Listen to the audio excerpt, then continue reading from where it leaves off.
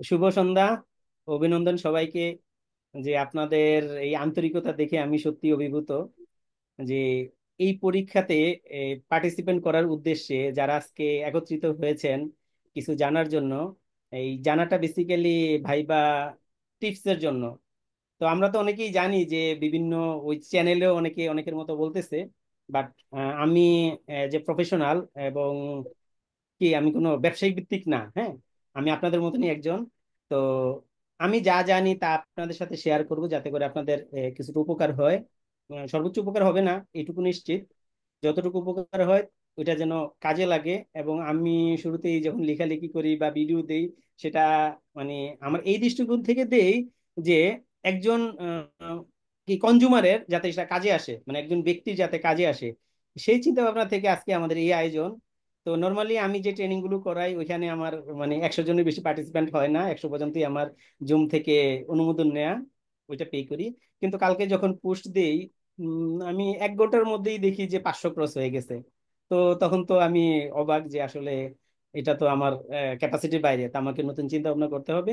তো রাত 10টার দিকে দেখি যে প্রায় 700-800 হয়ে গেছে।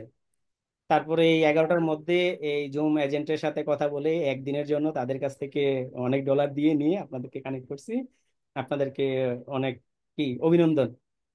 তো আজকে আমাদের এই সেশনে বেসিক্যালি ইনস্ট্রাক্টর হিসেবে যে গাইড করবে তা হলো প্রবীর কুমার দাস স্যার, উনি একজন এফসিএ। সেই সাথে মাহবুব আলম আছে, যে উনি এসিএম এ, উনি হলো কস্ট ম্যানেজমেন্ট অ্যাকাউন্টেন্ট। ওনারাই বেসিক্যালি আপনাদেরকে গাইড করবে, আমি সঞ্চালক হিসেবে থাকবো আর টুকটাক যতটুকু সাপোর্ট দেওয়া দিব। তো 330 জন হয়েছে, আমরা অবশ্যই শুরু করতে পারি। স্যার, আপনাকে অভিনন্দন, নমস্কার স্যার। শুনতে পাচ্ছেন? কথা শোনা যাচ্ছে না। Sir, sound clear, sound clear. Sound অনেকের ক্লিয়ার। নেটওয়ার্ক ডিস্টার্ব হইতে পারে। সাউন্ড ক্লিয়ার দাদা। সাউন্ড হ্যাঁ, ক্লিয়ার আছে। হ্যাঁ, যেহেতু হ্যালো, মোবাইল আমাকে ডাটা বা শোনা এরকম যাচ্ছে? Network system. স্যার, আপনি কি শুনতে পাচ্ছেন? হ্যাঁ, শুনতে পাচ্ছি। আমাকে শোনা যাচ্ছে? জি স্যার, ক্লিয়ার। স্যার, আপনি শুরু করতে আচ্ছা। পারেন পার্টিসিপেন্টদের উদ্দেশ্যে। যে ভাইবা আসলে কবে হবে এখনো ডেট দেয় নাই, আমরা হয়তো অনুমান নির্ভর কিছু বলতে পারি। তো ভাইভাতে পার্টিসিপেন্ট করতে গেলে প্রথমে তাদের যে রিকোয়ারমেন্ট গুলো গুলো দিয়ে স্যার শুরু করবেন। দেন আপনাদের সাথে প্রশ্ন উত্তর পর্ব কতটুকু নিতে পারি জানি না, যতটুকু সম্ভব নিব। আর স্যার যখন ব্রিফিং দিবেন তখন আপনাদের অধিকাংশ প্রশ্নের উত্তরই চলে আসবে। তারপরে বেসিক কিছু কোশ্চেন আপনারা করতে পারেন, সেটাতে কোনো অসুবিধা নাই। কিন্তু একটা যদি অনুরোধ করি, টপিক বেশি যিনি হয়, যে হোস্টের আপনার ধরেন দায়িত্বে আছেন ট্যাক্সের প্রশ্ন সমীর ভাইয়া, করতেছেন। আপনি কাইন্ডলি একটু তো অন প্লিজ কাইন্ডলি মিউট করতে বলেন সব। সবাই।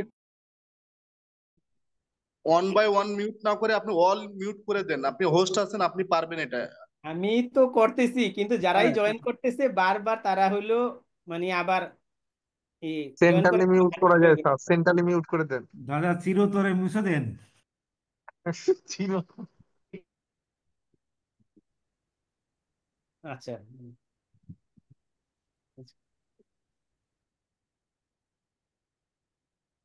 দিলাম, দেখি এবার কি হয়। তো শোনা যায় আমাকে? জি স্যার, স্যার শোনা যাচ্ছে। তো সেই গাইডটাই স্যার করবে। দেন স্যার যদি আধা ঘন্টা সেশন হয়, আধা ঘন্টা সেশন পরে আপনাদের প্রশ্ন উত্তর পর্ব, সেই প্রশ্ন উত্তর পর্বটা অবশ্যই মানে ইনভ্যালিড হইতে হবে। যেমন আপনি একটা ট্যাক্সের আদ্যপ্রান্ত জিজ্ঞেস করলেন, আসলে এই সময়ের মধ্যে এত পার্টিসিপেন্ট, এই আদ্যপ্রান্ত উত্তর দেওয়া সম্ভব না। আদ্যপ্রান্ত উত্তর দেওয়ার যদি ওই সুযোগ থাকে, আমরা নেক্সটে আবার কোনো সেশন নিতে পারি ডিটেলস জানার জন্য, সেটা আরেকটু বড় সেশনে। তো আজকে বেসিক্যালি আপনার ভাইবার প্রিপারেশনটা কেমন হবে, স্যার সেই গাইডটা করবে। তো সব মিলিয়ে স্যারের কাছ থেকে আমরা ভালো কিছু নিব এই প্রত্যাশা রাখি। সেই সাথে মাহবুব হাসান আছে, সেও দিবে। তো স্যার, আপনি শুরু করতে পারেন। ওকে, শোনা যাচ্ছে আমাকে? জি স্যার, শোনা শোনা যাচ্ছে। যাচ্ছে আমাকে? ওকে। তো good evening everyone, and congratulation যে আপনারা সবাই আইটিপি লিখিত পরীক্ষায় পাশ করেছেন। হ্যাঁ, তো আমার নাম প্রবীর কুমার দাস, অবশ্য সমিত বলছে। আমি একজন ফেলো চার্টার্ড অ্যাকাউন্টেন্ট। হ্যাঁ, আমার একটা অডিট ফার্ম আছে, সিএ ফার্ম।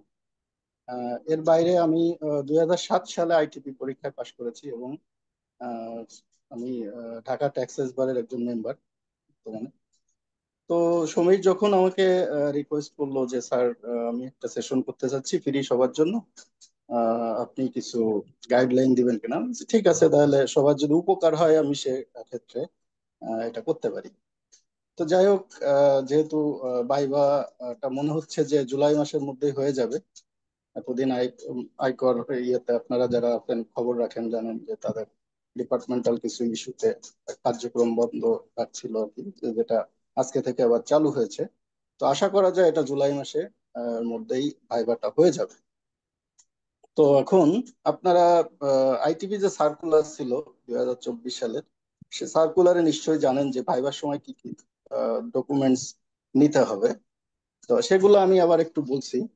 প্রথমে হচ্ছে আপনাদের শিক্ষাগত যোগ্যতার যতগুলো সার্টিফিকেট আছে, মূল সার্টিফিকেট এবং মার্কশিট, এগুলো আপনাদের আহ, আনতে হবে এবং ফটোকপি, এগুলো সবগুলোর একটা সত্যায়িত কপি করে রাখতে হবে আর কি। এটা সব জমা দিতে হবে ওদের এখানে।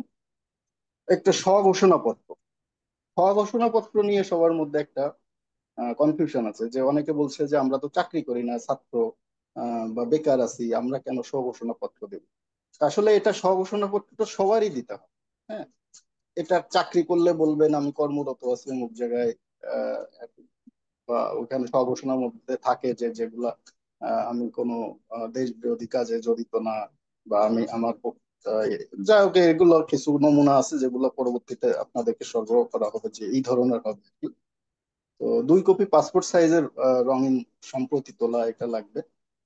তারপরে নাগরিকত্বের সনদ, এইটা আর একটা কনফিউশন জিনিস, সবাই কোশ্চেন করে যে নাগরিকত্বের সনদটা আসলে কি। এটা হচ্ছে যে যে এলাকায় বসবাস করেন ওই এলাকার সিটি কর্পোরেশন হলে সিটি কর্পোরেশন, পৌরসভা হলে পৌরসভা, ইউনিয়ন পরিষদ হলে ইউনিয়ন পরিষদ, এইখান থেকে আপনাকে ওই যে নাগরিকত্বের সনদ মানে নিতে হবে, যেটা এখানে সাবমিট করতে হবে। তারপরে আপনার লাগবে জাতীয় পরিচয়পত্র, এটা সবারই আছে কারণ 18 বছর প্লাস সবাই, তো এটা লাগবে। ঠিক আছে। এখন স্বঘোষণাপত্রটা এটা সাদা কাগজে আপনাকে প্রিন্ট করে নিজে সাইন করে এটা সরবরাহ করতে হবে। ঠিক আছে। এরপরে এখন আপনার হচ্ছে যদি আপনার চাকরি করে থাকেন সেক্ষেত্রে আপনারা একটা চাকরির ওখানকার এনওসি নিয়ে রাখতে পারেন, যে ওখানে আপনি কতদিন ধরে চাকরি করেন। হ্যাঁ, এরকম একটা সাথে রাখতে পারেন। এটা এক্সট্রা একটা ইয়ে, এটা রিকোয়ারমেন্টে ছিল না, কিন্তু এটা আপনারা ভাইবার সময় রাখতে পারেন। যদি বলে যে আপনি কোথায় চাকরি করেন, তার কি প্রমাণ আছে। হ্যাঁ, এটা আপনারা রাখতে পারবেন। হ্যাঁ, তারপরে হচ্ছে আহ আপনাদের যেদিন আপনাদের ভাড়া ডেট, সেদিন অবশ্যই আপনার আপনার নির্দিষ্ট সময়ের আধা ঘন্টা আগে কেন্দ্রে উপস্থিত হবেন। হ্যাঁ, কারণ কেন্দ্রে উপস্থিত হয়ে অনেক সময় দেখা যায় মানে আপনি অনেক দূর থেকে আসছেন, গরমের দিনে ঘেমে টেমে থাকতে পারেন, যেগুলো একটু আপনি আধা ঘন্টা সময় পাইলে আপনি নিজেকে একটু প্রস্তুত করতে পারবেন। হ্যাঁ, তারপরে হচ্ছে যখন আপনি নির্দিষ্ট আহ, আপনার যে কক্ষ থাকবে বা ইয়ে থাকবে, এখানে দেখা যাবে যে যেহেতু 13,000 প্লাস পাস করছে, তো অনেকগুলা ভাইবা বোর্ড থাকবে। তো আপনার নির্দিষ্ট যে এটা সব জেনে নিয়ে সেখানে ওয়েট করবেন। তারপরে হচ্ছে আপনি উম, আহ, এখন হচ্ছে আপনাদের পোশাক আশাক। হ্যাঁ, ভাইবার সময় অবশ্যই আপনারা ফর্মাল ড্রেসে থাকবেন, পুরুষ যারা আছেন তারা ফর্মাল ড্রেসে থাকবেন। এবং পোশাকটা মানে হালকা কালারের সাদা বা এই টাইপের কালার, যেগুলো আর ডিপ কালারের প্যান্ট, হ্যাঁ, কালো বা নেভি ব্লু এটা, এবং শু, টাই। কেউ ইচ্ছা করলে ব্লেজার, হালকা ব্লেজার এগুলো স্মার্ট আপনাদেরকে শো করবে। তো যাই হোক, এগুলোর পরে আপনি ভাইবা বোর্ডে আপনার যখন ডাক আসবে, ডাক আসলে আপনি নক করে ভিতরে প্রবেশ করবেন এবং সালাম দিবেন, বা আপনি ঢোকার সময় জিজ্ঞাসা করবেন may I come in sir, বা ভিতরে আসতে পারি। হ্যাঁ, যে তারপরে হচ্ছে আপনাকে যাওয়ার পরে আপনাকে ওয়েট করবেন আপনি। যখন ভিতরে স্যারেরা যারা থাকবেন তারা বলবে যে সিট ডাউন, তখন আপনি বলবেন। এবং বসার সময় অবশ্যই হাত ওখানকার টেবিলের পরে রাখবেন, যখন কোনো কিছু লিখতে হবে বা সাইন করতে হবে তখন আপনি সেটা করতে পারবেন, কিন্তু হাতগুলা আপনি আপনার হাঁটুর উপরে রেখে দিবেন। হ্যাঁ। আর হচ্ছে আপনি ডকুমেন্টস গুলা হচ্ছে একটা আপনার ওই যে প্লাস্টিকের ফাইলের মধ্যে করে নিয়ে যেতে পারেন। হ্যাঁ।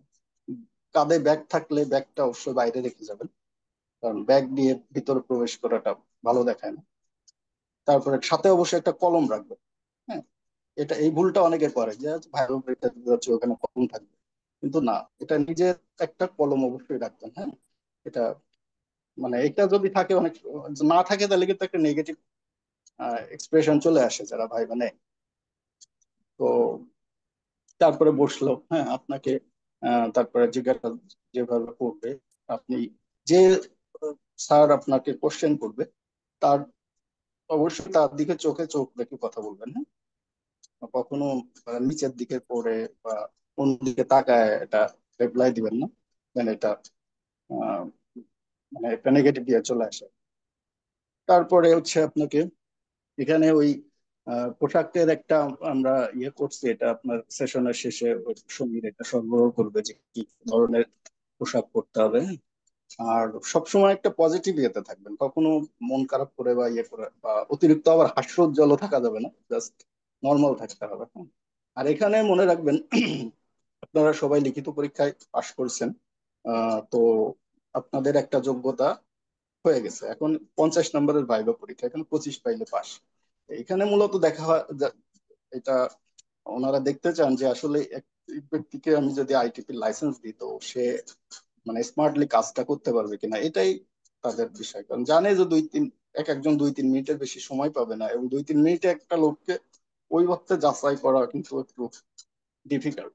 তো সেক্ষেত্রে তারা কিছু কোশ্চেন করবে এবং সেটা কোশ্চেন খুব শর্ট অ্যান্সার হবে, এবং কোশ্চেন গুলা টু দা পয়েন্টে আপনারা আহ, মানে উত্তর দেওয়ার চেষ্টা করবেন। হ্যাঁ। যদি জানা না থাকে বলবেন সরি স্যার জানি না, বা এটা আমরা জেনে নেব। হ্যাঁ।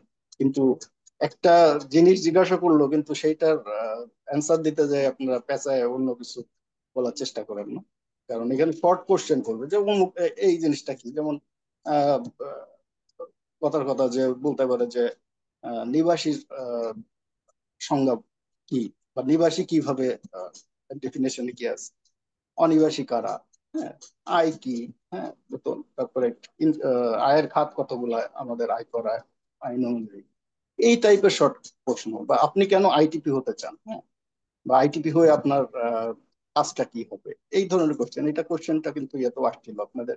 এবং যাওয়ার আগে অবশ্যই ওই যে আপনারা যে রিটেন পরীক্ষা দিয়েছেন, রিটেন পরীক্ষার আহ, মানে উত্তরগুলা, হ্যাঁ, এটা সমীর অলরেডি এটা প্রিপেয়ার করছে এবং সবাইকে সার্কুলেট করে দিছে অলরেডি, আবার হয়তো দিবে। তো ওইখান থেকে এগুলা একটু হয়ে যাবে, ওখান থেকেও কোনো কোশ্চেন করতে পারে। হ্যাঁ। এবং অবশ্যই আপনারা আহ বর্তমান যে বাজেটে যে চেঞ্জ গুলো আসছে, এই চেঞ্জ গুলা মানে খুঁটিনাটি সব জেনে যাবেন। এবং সাথে দান করাইন, অনেকে এটা বাদ দিয়ে যায়, দান করাইন খুব ছোট একটা, হ্যাঁ, এটা একটু জানে যাবেন, এখান থেকেও দু একটা কোশ্চেন করতে পারে। হুম। আর কিছু জিনিস থাকে, দেখা যায় যে আমরা ম্যাক্সিমামই হচ্ছে এখানে অ্যাকাউন্টিং ব্যাকগ্রাউন্ডে, এবং এখানে আমি আশা করি অনেকের হয়তো সিএ প্রফেশনেরও আছে। হ্যাঁ। তো আমাদের কিছু জিনিস দেখা যায় আমরা অ্যাকাউন্টিং টার্মে জিনিসগুলা একভাবে জানি, আবার ট্যাক্সের এখানে ডেফিনেশনে এসে দেখা যায় এটা কিছু ভিন্নতা থাকে। তো অবশ্যই আপনাকে ওই জিনিসগুলা ট্যাক্সের আইনের পার্সপেক্টিভেই আপনাকে অ্যান্সার করতে হবে। হ্যাঁ। তো এই আর হচ্ছে যে সবগুলাই তো বললাম। তারপরে হচ্ছে যে আপনারা যখন কথা বলবেন, কোনো অ্যান্সার দিবেন, হাতটা কখনোই, এই যে অনেকে কথা বলার সময় একটা মুদ্রা দোষ থাকে যে হাতটা এদিক ওদিক করে, হ্যাঁ, বা মুখটা ঘোরায় এদিক ওদিক করে, তো এটা করবেন না, এটা যতটা কম করা যায় তত ভালো। তারপরে হচ্ছে আহ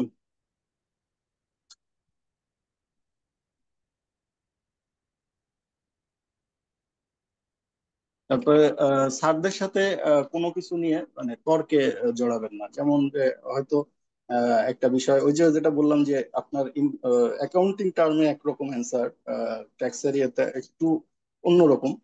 হ্যাঁ, তা সেই জিনিসগুলোর বিরোধ যখন থাকবে তখন আপনি আপনারা কেউ ওই তর্কটা করবেন না, কারণ স্যাররা সবসময় ওই ট্যাক্স আইনে যেভাবে বলে সেইভাবেই আহ, তারা অ্যান্সারটা আশা করে আর কি। হুম। এই মোটামুটি হচ্ছে আপনার ভাইবার মানে প্রবেশের থেকে শুরু করে শেষ পর্যন্ত, এবং আসার সময় যখন বলবে ঠিক আছে ওকে আপনি আসতে পারেন, তখন সালাম দিয়ে যে যার মতো সেটা মানে বের হয়ে আসবেন। এটা ওভারঅল আর কি, এটা হচ্ছে ভাইবার ইয়ে। সমীর, এখন আপনি thank you sir, thank you sir. এটা স্যার যেই কথাগুলো বললো, স্যারের মতো বলেছে, তা আমি এটার একটা আপনার ডকুমেন্টেশনও করেছি, যেটা আপনাদেরকে ক্লাস শেষে সাপ্লাই করবে। আমি ডিসপ্লেতে শেয়ার করেছি, দেখতে পেয়েছেন কিনা জানি না।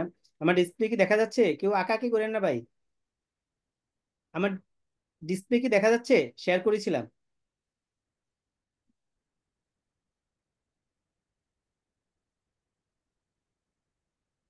কেউ একজন বলেন।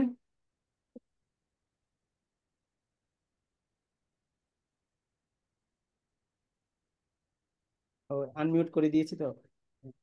স্যার, ডিসপ্লে কি হ্যাঁ, দেখা যাচ্ছে? দেখা যাচ্ছে। আচ্ছা আচ্ছা। এখানে আমি বিষয়টা আরো একবারে মানে খুঁটিনাটি হতে শুরু করে সব জিনিস নিয়ে আসছি, যাতে আপনারা কোনো কিছু স্কিপ না হয় আপনাদের, এই জন্য চেষ্টা করেছি। স্যার যেই কথাগুলো বললো এইগুলোই যদি আমরা প্রথম দিকে আরেকটু দেখি, যে কি হয় প্রথম, আমাদেরকে কি নিতে হবে? শিক্ষাগত যোগ্যতার সার্টিফিকেট ও মার্কশিট নিতে হবে। অনেকের প্রশ্ন থাকে যে মার্কশিট লাগবে কিনা। যেহেতু আইনে বা সার্কুলারে বলে দিয়েছে যে মার্কশিট লাগবে, অবশ্যই আপনার কোনো লেকিংস রাখা ঠিক হবে না। আপনার সকল শিক্ষাগত যোগ্যতা সার্টিফিকেট গুলো, সার্টিফিকেট হইতে পারে প্রভিশনাল সার্টিফিকেট, হইতে পারে অরিজিনাল সার্টিফিকেট। হ্যাঁ, আমাদের কিন্তু সরকারি চাকরি প্রভিশনাল সার্টিফিকেট দিয়ে হয়। তো যেহেতু সরকারি চাকরি প্রফেশনাল সার্টিফিকেট দিয়ে হয়, তাহলে আর আপনার এই ভীতি থাকারই কথা না যে প্রফেশনাল সার্টিফিকেট দিয়ে আমাদের এই আইটিপি পরীক্ষার জন্য অ্যালাউ হবে না। সো আইটিপি পরীক্ষার জন্য, ভাইবার জন্য আপনার প্রফেশনাল সার্টিফিকেটও অ্যালাউ করবে, মার্কশিটও মানে লাগবে বাধ্যতামূলক, যেহেতু চেয়েছে। স্বঘোষণাপত্র স্যার ক্লিয়ার করলো, আমি আরেকটু করি, এখানে আরেকটু আমি ব্যাখ্যা দিয়ে দিয়েছি। স্বঘোষণাপত্রটা কি? মানে এটা এমন একটি লিখিত স্বাক্ষরিত দলিল যেখানে একজন ব্যক্তি নিজের সম্পর্কে কিছু নির্দিষ্ট তথ্য নিজে ঘোষণা করেন এবং তার সততা নিজেই প্রত্যয়ন করেন। তো এটা কার কার জন্য প্রযোজ্য, কেন প্রযোজ্য বলছে, মানে এখানে একটু রেস্ট্রিকশন আছে, যে সার্কুলার আপনারা দেখলেই দেখবেন, যারা সরকারি চাকরিজীবী, তারপরে যারা বেসরকারি চাকরি, বেসরকারি না আধা সরকারি এবং স্বায়ত্তশাসিত, তাদের জন্য এই এটা একটু ও, মানে কি অন্য দৃষ্টিকোণ থেকে দেখা হয়েছে। তারা কি এখানে অ্যাপ্লাই করতে বা এই সার্টিফিকেট নিতে তখনই পারবে যখন তারা চাকরি ছেড়ে আসবে। তো এই জন্য একটা ইস্যু আছে। দ্বিতীয়ত, এটা আর কেন লাগবে, এই তিনটার পরে কোনো দণ্ড বা মামলা নেই, মানে আমার নামে কোনো দণ্ড বা মামলা নেই। দায়িত্বের একটা ঘোষণা দিতে হবে যে আপনি কি করতেছেন, এটা লিখতেও পারেন না লিখতে পারেন, ম্যান্ডেটরি না। আর যোগ্যতার নিশ্চয়তা, এই সমস্ত দৃষ্টিকোণ থেকে এটা দিতে হবে। আমি এটার একটা ফরম্যাট করেছি, এটা আমি আপনাদেরকে দিয়ে দিব, আমি একটু শেয়ার করি এখনই। যে অনেকে মার্কেটে অনেকে অনেক রকম লিখেছে, তো আমারটা একটু মানে অন্যদের সাথে পুরোপুরি মিলবে তা না, মানে সার্কুলার অনুযায়ী যা বলছে ওইটার সাথে অ্যালাইন করে আমি আসলে তৈরি করেছি। আশা করি দেখা যাচ্ছে আমার ডিসপ্লেটা। স্বঘোষণাপত্র আমি, আমার জাতীয় পরিচয়পত্র নম্বর, পিতা মাতা বর্তমান ঠিকানা স্থায়ী ঠিকানা, এই মর্মে সজ্ঞানে ও স্বেচ্ছায় ঘোষণা করিতেছি যে আমি বর্তমানে সরকারি, আধা সরকারি, স্থানীয় সরকার অথবা স্বায়ত্তশাসিত কোনো প্রতিষ্ঠানে কর্মরত নই। আমি কোনো আদালত কর্তৃক দণ্ডিত নই এবং আমার বিরুদ্ধে কোনো ফৌজদারি বিচারাধীন মামলা বিচারাধীন নেই। আমার প্রদত্ত তথ্যাবলী সত্য ও সঠিক। যদি ভবিষ্যতে উপরের তথ্যসমূহের কোনো কিছু মিথ্যা প্রমাণিত হয়, তবে পর আইনজীবী নিবন্ধন পরীক্ষা আমার প্রার্থিতা বাতিল হইতে পারিবে এবং সে বিষয়ে কর্তৃপক্ষের যে কোনো সিদ্ধান্ত আমি মেনে চলিতে বাধ্য থাকিব। আপনার স্বাক্ষর আর তারিখ। তো এটা দিতে হবে কিভাবে? এটা একটা সাদা কাগজে, এটা কোনো নন জুডিশিয়াল স্ট্যাম্পে না, একটা সাদা কাগজে দিতে হবে। তো অনেকে অনেকভাবে লিখছে, তো আমি কি করি বর্তমানে, এটা লেখা দরকার নাই। হ্যাঁ, এটা চাই নাই, আর এটার কোনো নির্দিষ্ট প্রেসক্রাইব ফরম্যাটও নাই যে ওইখানে এরকম আছে ওইখানে ওইভাবেই আমাদেরকে দিতে হবে। জাস্ট সেলফের একটা ডিক্লারেশন, আপনি যে অন্যায় কাজগুলো করেন না তা, এখানে যেটা মিন করছে। তা আশা করি এই স্বঘোষণাপত্র নিয়ে আপনারা ক্লিয়ার। আমি এই সফট কপিটা আপনাদেরকে দিয়ে রাখবো, আপনারা আপনাদের মতো এটা নাম ঠিকানা গুলো বসিয়ে এটা প্রস্তুত করতে পারবেন। তারপরে নাগরিক সনদপত্র কি, এটা আশা করি ক্লিয়ার, স্যার ক্লিয়ার করছে। ড্রেস কোড আশা করি আবারও ডিসপ্লে দেখা যাচ্ছে। ড্রেস কোডে আমি এই শার্ট কি কালারের হওয়া উচিত, প্যান্ট কি কালারের হওয়া উচিত, টাই ঐচ্ছিক, হ্যাঁ এটা আপনি পরে যাইতে হবে এমন না। আপনি যদি মনে করেন যে আপনি পরে যাবেন যাইতে পারেন, না গেলেও যাইতে পারেন। এখন এই শার্ট গুলো কি কালার হওয়া উচিত, অবশ্যই কালারফুল না, নর্মাল এক কালার হইলে বা সাদার মধ্যে স্ট্রাইপের মধ্যে হইলে সেটা ভালো। যেমন সাদা শার্ট গায়ের রং ফর্সা হোক কালো হোক সবার জন্যই মানায়, স্কাই কালার শার্ট সবার জন্যই মানায়। তো সাদার মধ্যে স্টেপ হইতে পারে, চেক হইতে পারে, এগুলো মার্জিত। ব্লেজার কোট এটাও ঐচ্ছিক, আপনি যদি চান পরে যেতে পারেন, না চাইলে নাই। আর যেহেতু এখন গরম সিজন, পরলে আপনি হালকা কিছু পরতে হবে, অনেক ভারী কিছু পরলে সেটা আপনি আসলে নিজেই ভুক্তভোগী হবেন, দেখা যায় ঘেমে যাবেন, সেটা আপনার জন্যই ক্ষতিকর। জুতো জুতো কালো বা ড্রাগ বাউন হওয়া ভালো। আর অবশ্যই শু জুতো পরে যেতে হবে, স্যান্ডেল টাইপের কিছু পরে যাওয়া ঠিক হবে না। তারপর জুতোর মধ্যে অনেক ডিজাইন আছে, তো এই ডিজাইন গুলো পরে যাওয়া যাবে না, মানে যাওয়া যাবে না ঠিক না, গেলে মানে আপনার যেই প্রেজেন্টেশনটা আপনাকে নিজেকে তুলে ধরার ওই জায়গাতে একটু আন্ডার এস্টিমেট হইতে পারে। তারপরে বেল্ট, তো বেল্টটা স্বাভাবিকভাবে জুতার কালারের সাথে ম্যাচিং করে পরবেন, যদি জুতাটা কালো হয় বেল্টটাও কালো হওয়াটাই উত্তম। মানে স্মার্টনেসের এটা একটা বৈশিষ্ট্য আর কি, ফিজিক্যালি স্মার্টনেসের কিভাবে আসলে সুন্দর দেখা যায়। রঙের সংমিশ্রণ, এই যে লিখে দিছে হালকা নীল, সাদা, খাকি shirt, navy blue, deep grey, কালো প্যান্ট, সাধারণ ডাক বা কালো টাই, এইরকম পরিপাটি। ও আপনি শেপ যখন করবেন, যারা ক্লিন শেপ করেন অবশ্যই ক্লিন শেপ করবেন। আর উস্কু সুস্কু নয় যে আমার আজকে শেপ করতে পারি নাই উস্কু সুস্কু হয়ে রয়েছে, এরকম অবস্থাতে যাওয়া যাবে না। যারা ক্লিন শেপ করেন অবশ্যই ক্লিন শেপ করবেন, আর যারা না মিডিয়াম রাখেন তারা ওইভাবেই যাবেন। সাধারণ নারী প্রার্থীদের জন্য উপযুক্ত পোশাকের উপাদান, পোশাক হালকা রঙের সালোয়ার কামিজ বা শাড়ি, তারপরে জুতা, ক্লোজ শু থাকলে শু বা পরিপাটি কোনো স্যান্ডেল, যেটা অবশ্যই দেখতে সুন্দর দেখা যায় বা ভাইবার জন্য মানানসই হয়, পায়ের সাথে ভালো অ্যালাইন করে, এটা আপনারা অবশ্যই ভালো বুঝতে পারেন। তারপর মেকআপ হালকা বা পরিমিত মেকআপ, গয়না এটাও পরিমিত হালকা, রঙের সংমিশ্রণ, প্যাস্টেল এবং হালকা কন্ট্রাস্ট, যেটা মানে আপনার ফিজিক্যালি চেয়ারের সাথে যেই ড্রেসগুলো এবং আপনার মেকআপ যাই করেন কেন হালকার মধ্যে যাতে ম্যাচিং করে, পোশাকের সাথে ম্যাচিং, অতিরিক্ত ডিজাইন বা ঝুলানো নেই পরিচ্ছন্নতা এরকম কিছু করা যাবে না। হ্যাঁ, সাদামাটা এবং পরিপাটি অবশ্যই। আমাদের গায়ের রং যেহেতু ম্যান্ডেটরি না, আমরা যাতে আমাদের দেখতে অ্যাটলিস্ট সুন্দর দেখা যায়, পরিপাটি দেখা যায়, এই জিনিসটা খেয়াল রাখতে হবে, যেখানে আমাদের পেশাদারিত্ব বজায় থাকে। আমাদের যে প্রফেশনে আমরা যাইতে চাইতেছি, সরকার আমাদেরকে যেই প্রফেশনে নিতে চাইতেছে, সেখানে আমরা যোগ্যতা রাখতে পারবো কিনা, যোগ্য কিনা, তারা কি প্রথমে আউটলুকিং দেখে। কারণ প্রথমে হলো কি দর্শনদারি, তারপরে হলো গুণ বিচারী। তো আমাদেরকে ওনারা জাজমেন্ট প্রথমে করবে আমাদের দর্শনদারি দিয়ে। তো দর্শনদারিতে যদি আমাদের কোনো ফল্ট থেকে থাকে, তাহলে কিন্তু তারা একরকম নেগেটিভ জাজমেন্ট করে নিবে। চোখে চোখ রেখে কথা বলা, অবশ্যই যে টিচার মানে যে ভাইবা বোর্ডে যে স্যার থাকবে, উনি যেই স্যার প্রশ্ন করবে তার চোখে চোখ রেখে কথা বলতে হবে। আপনি যদি অন্যদিকে তাকিয়ে থাকেন, নিচের দিকে তাকিয়ে থাকেন, এটা তাকে মানে অনেকটা অপমান সুলভ করা হবে, তাই এই কাজ করা যাবে না।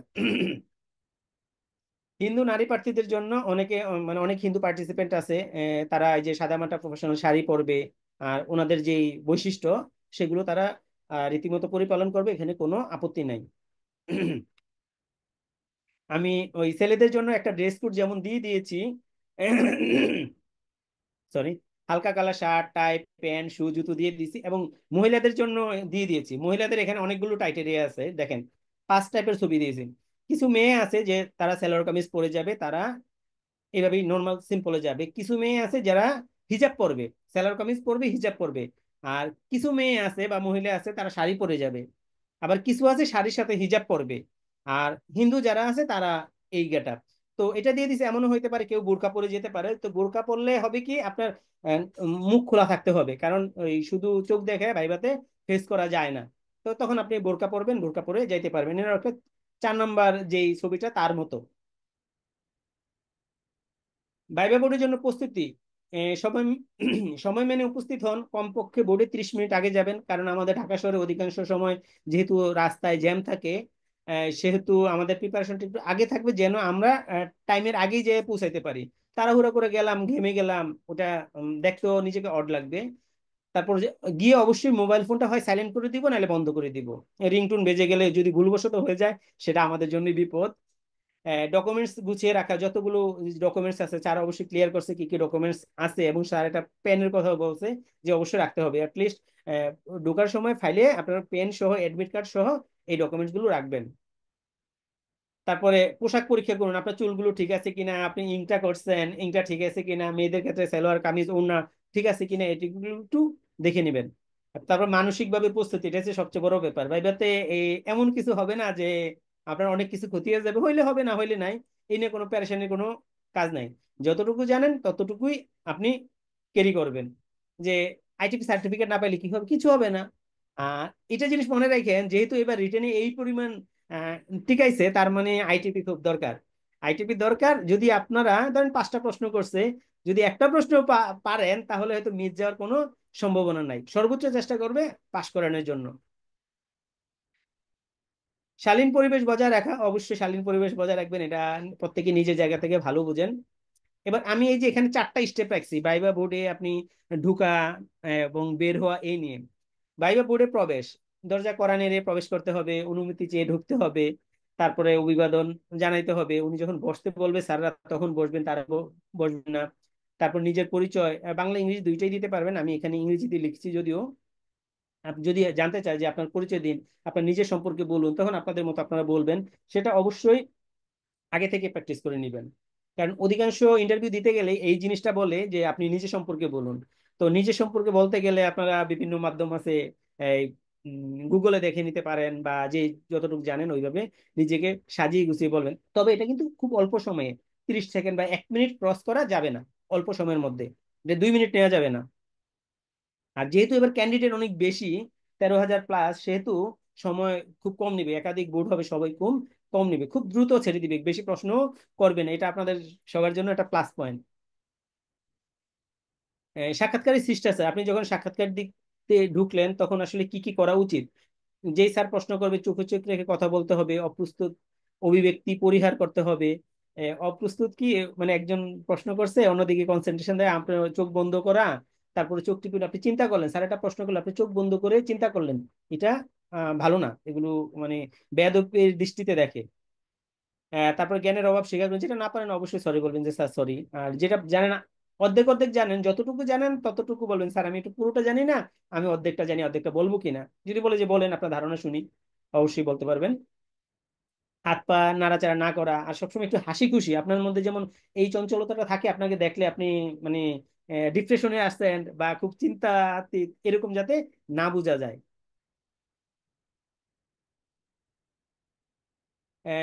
তারপরে ভদ্র বিনয়ী হাতের অবস্থান, হাতগুলো নাড়াচাড়া করার বিষয়ে একটু সচেতন থাকবেন।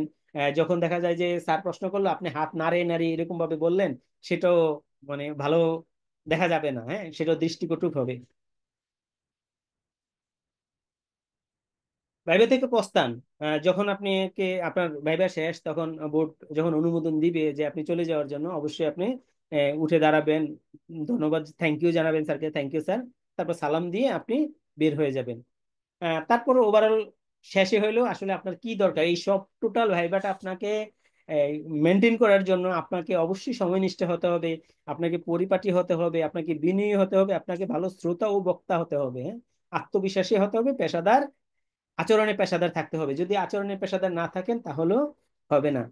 এই কোনো জিনিসের যদি সবার জন্য সব জিনিস প্রযোজ্য তা কিন্তু না। হ্যাঁ, কিন্তু এই কনফিডেন্স, যেই কয়টা জিনিস আমাদের জানা দরকার, সবার এই কনফিডেন্সটুকু রাখা লাগবে, এই প্রত্যেকটা জিনিস নিজের মধ্যে রাখা লাগবে। এখন হলো ওনার জন্য একটা জিনিস প্রযোজ্য হয়েছে, সেম জিনিস আপনার জন্য প্রযোজ্য হবে তা কিন্তু না। ঠিক আছে, ধন্যবাদ সবাইকে। মাহবুব আলম আছেন? মাহবুব শুনতে পাচ্ছেন? আপনি আছেন, শুনতে পাচ্ছেন? হয়েছিল তো, আমি ই করে দিছি, আনমিউট হয়েছিল তো, আনমিউট হয়েছিল, এই যে হয়েছে, এখন কথা বলেন। হ্যাঁ এখন হচ্ছে।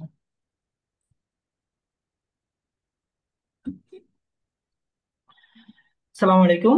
জি, আমাকে শুনতে পাচ্ছেন? জি, ক্লিয়ার। Thank you. আমি মাহবুব আলম। আমি Institute Cost and Management Accountant ICAB এর একজন কোয়ালিফাইড মেম্বার, অ্যাসোসিয়েট মেম্বার। আমি income tax practitioner. Last 2017 ITP এক্সামে আমি আইটিপি হিসাবে কোয়ালিফাই করে। তো আজকের সেশনের দাদা এবং আমাদের শ্রদ্ধেয় স্যার মোটামুটি সবকিছুই কভার করে নিছে, আসলে ওইভাবে বলার মতো কিছু নাই। তারপরে আমার প্র্যাকটিক্যাল এক্সপিরিয়েন্স থেকে কিছু বিষয় আমি শেয়ার করতেছি। এটাও পরীক্ষার ক্ষেত্রে দেখা যাবে এখানে যে ডিসকাশন গুলা করা হয়েছে এগুলা মূলত ছিল কোয়ালিটেটিভ, যে আপনি কি করবেন কি করবেন না, কিভাবে আপনি নিজেকে প্রস্তুতি নিয়ে ভাইবা বোর্ডে যাবেন এবং কি কি ডকুমেন্ট গুলো আপনার নেওয়া লাগবে। এখন ভাইবা বোর্ডের ক্ষেত্রে যে বিষয়টা দেখা যায় বা আমরা যেটা ফেস করছি, ভাইবা বোর্ডের কোশ্চেন গুলা মোটামুটি কমন থাকে, কিন্তু একটা বিষয় সবচেয়ে বেশি দেখা হয় যে আপনার ইন্টেনশন।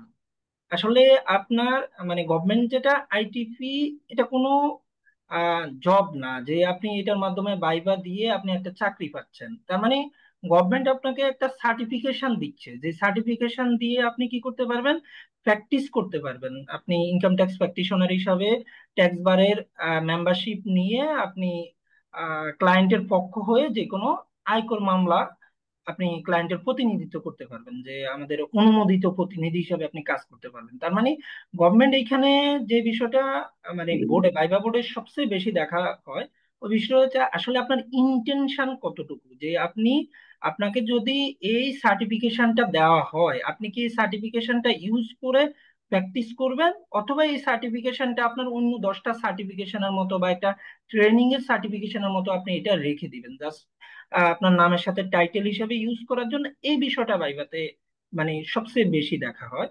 তো ভাইবার এক্সপিরিয়েন্স যেটা বলে ম্যাক্সিমাম পার্টিসিপেন্টে ভাইভাতে পাশ করে।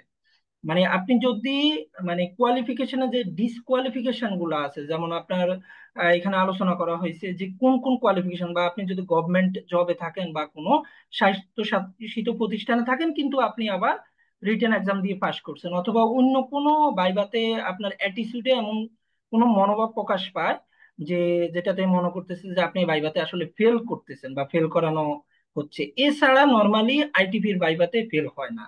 মানে এইখানে ম্যাক্সিমাম পার্টিসিপেন্টে পাশ করে। তো তারপরও যেহেতু এই বছর আসলে 13,000-এর উপরে, আমার এক্সাক্ট নাম্বারটা খেয়াল নাই, তবে 13,000-এর উপরে পার্টিসিপেন্ট রিটেন এক্সামে পাশ করছে। তো ধরে নেন যদি একজনও এখান থেকে ভাইভাতে বাদ পড়ে, আমি অবশ্যই চাইবো যে ওই একজন যাতে আমি না হই। এখানে 13,000 সবাই ভাইভাতে কোয়ালিফাই করবে না। তো আমার যেটা টার্গেট থাকবে যে যদি একজনও এখান থেকে ভাইভাতে বাদ পড়ার মানে কেউ থাকে, ওটা যাতে আমি না হই। কারণ রিটেন এক্সাম আইটিপি এক্সামটা নর্মালি 5 বছরের পরে হয়, যেটা আমাদের লাস্ট এক্সপিরিয়েন্স বলে। তো লাস্ট এক্সাম 17 সালের পরে 25 সনে হয়েছে, তার মানে 8 বছরের গ্যাপ। আরেকটা আইটিপি এক্সাম আসলে 7 বছর বা 8 বছর পরে যে আসবে না তার কোনো নিশ্চয়তা নাই। তো ওই সুযোগটা যারা এখানে রিটেনে কোয়ালিফাই করছেন তারা অবশ্যই সৌভাগ্যবান। তো ওই বিষয়টা খেয়াল রাখবেন। তো আমি এখানে ভাইবার আসলে বেসিক কিছু বিষয় নিয়ে আহ, যদি ডিসকাস করি, ফার্স্ট অফ অল যেটা আপনারা দেখবেন যে প্রথমত আপনি প্রিপারেশন নিয়ে যাবেন। তো ভাইবা বোর্ডে প্রথম আপনাকে যে কোশ্চেনটা ম্যাক্সিমাম ক্ষেত্রে জিজ্ঞাসা করা হয় যে নিজের পরিচয়, আসলে নিজের সম্পর্কে বলুন, অত সময় আসলে এখানে পাওয়া যায় না।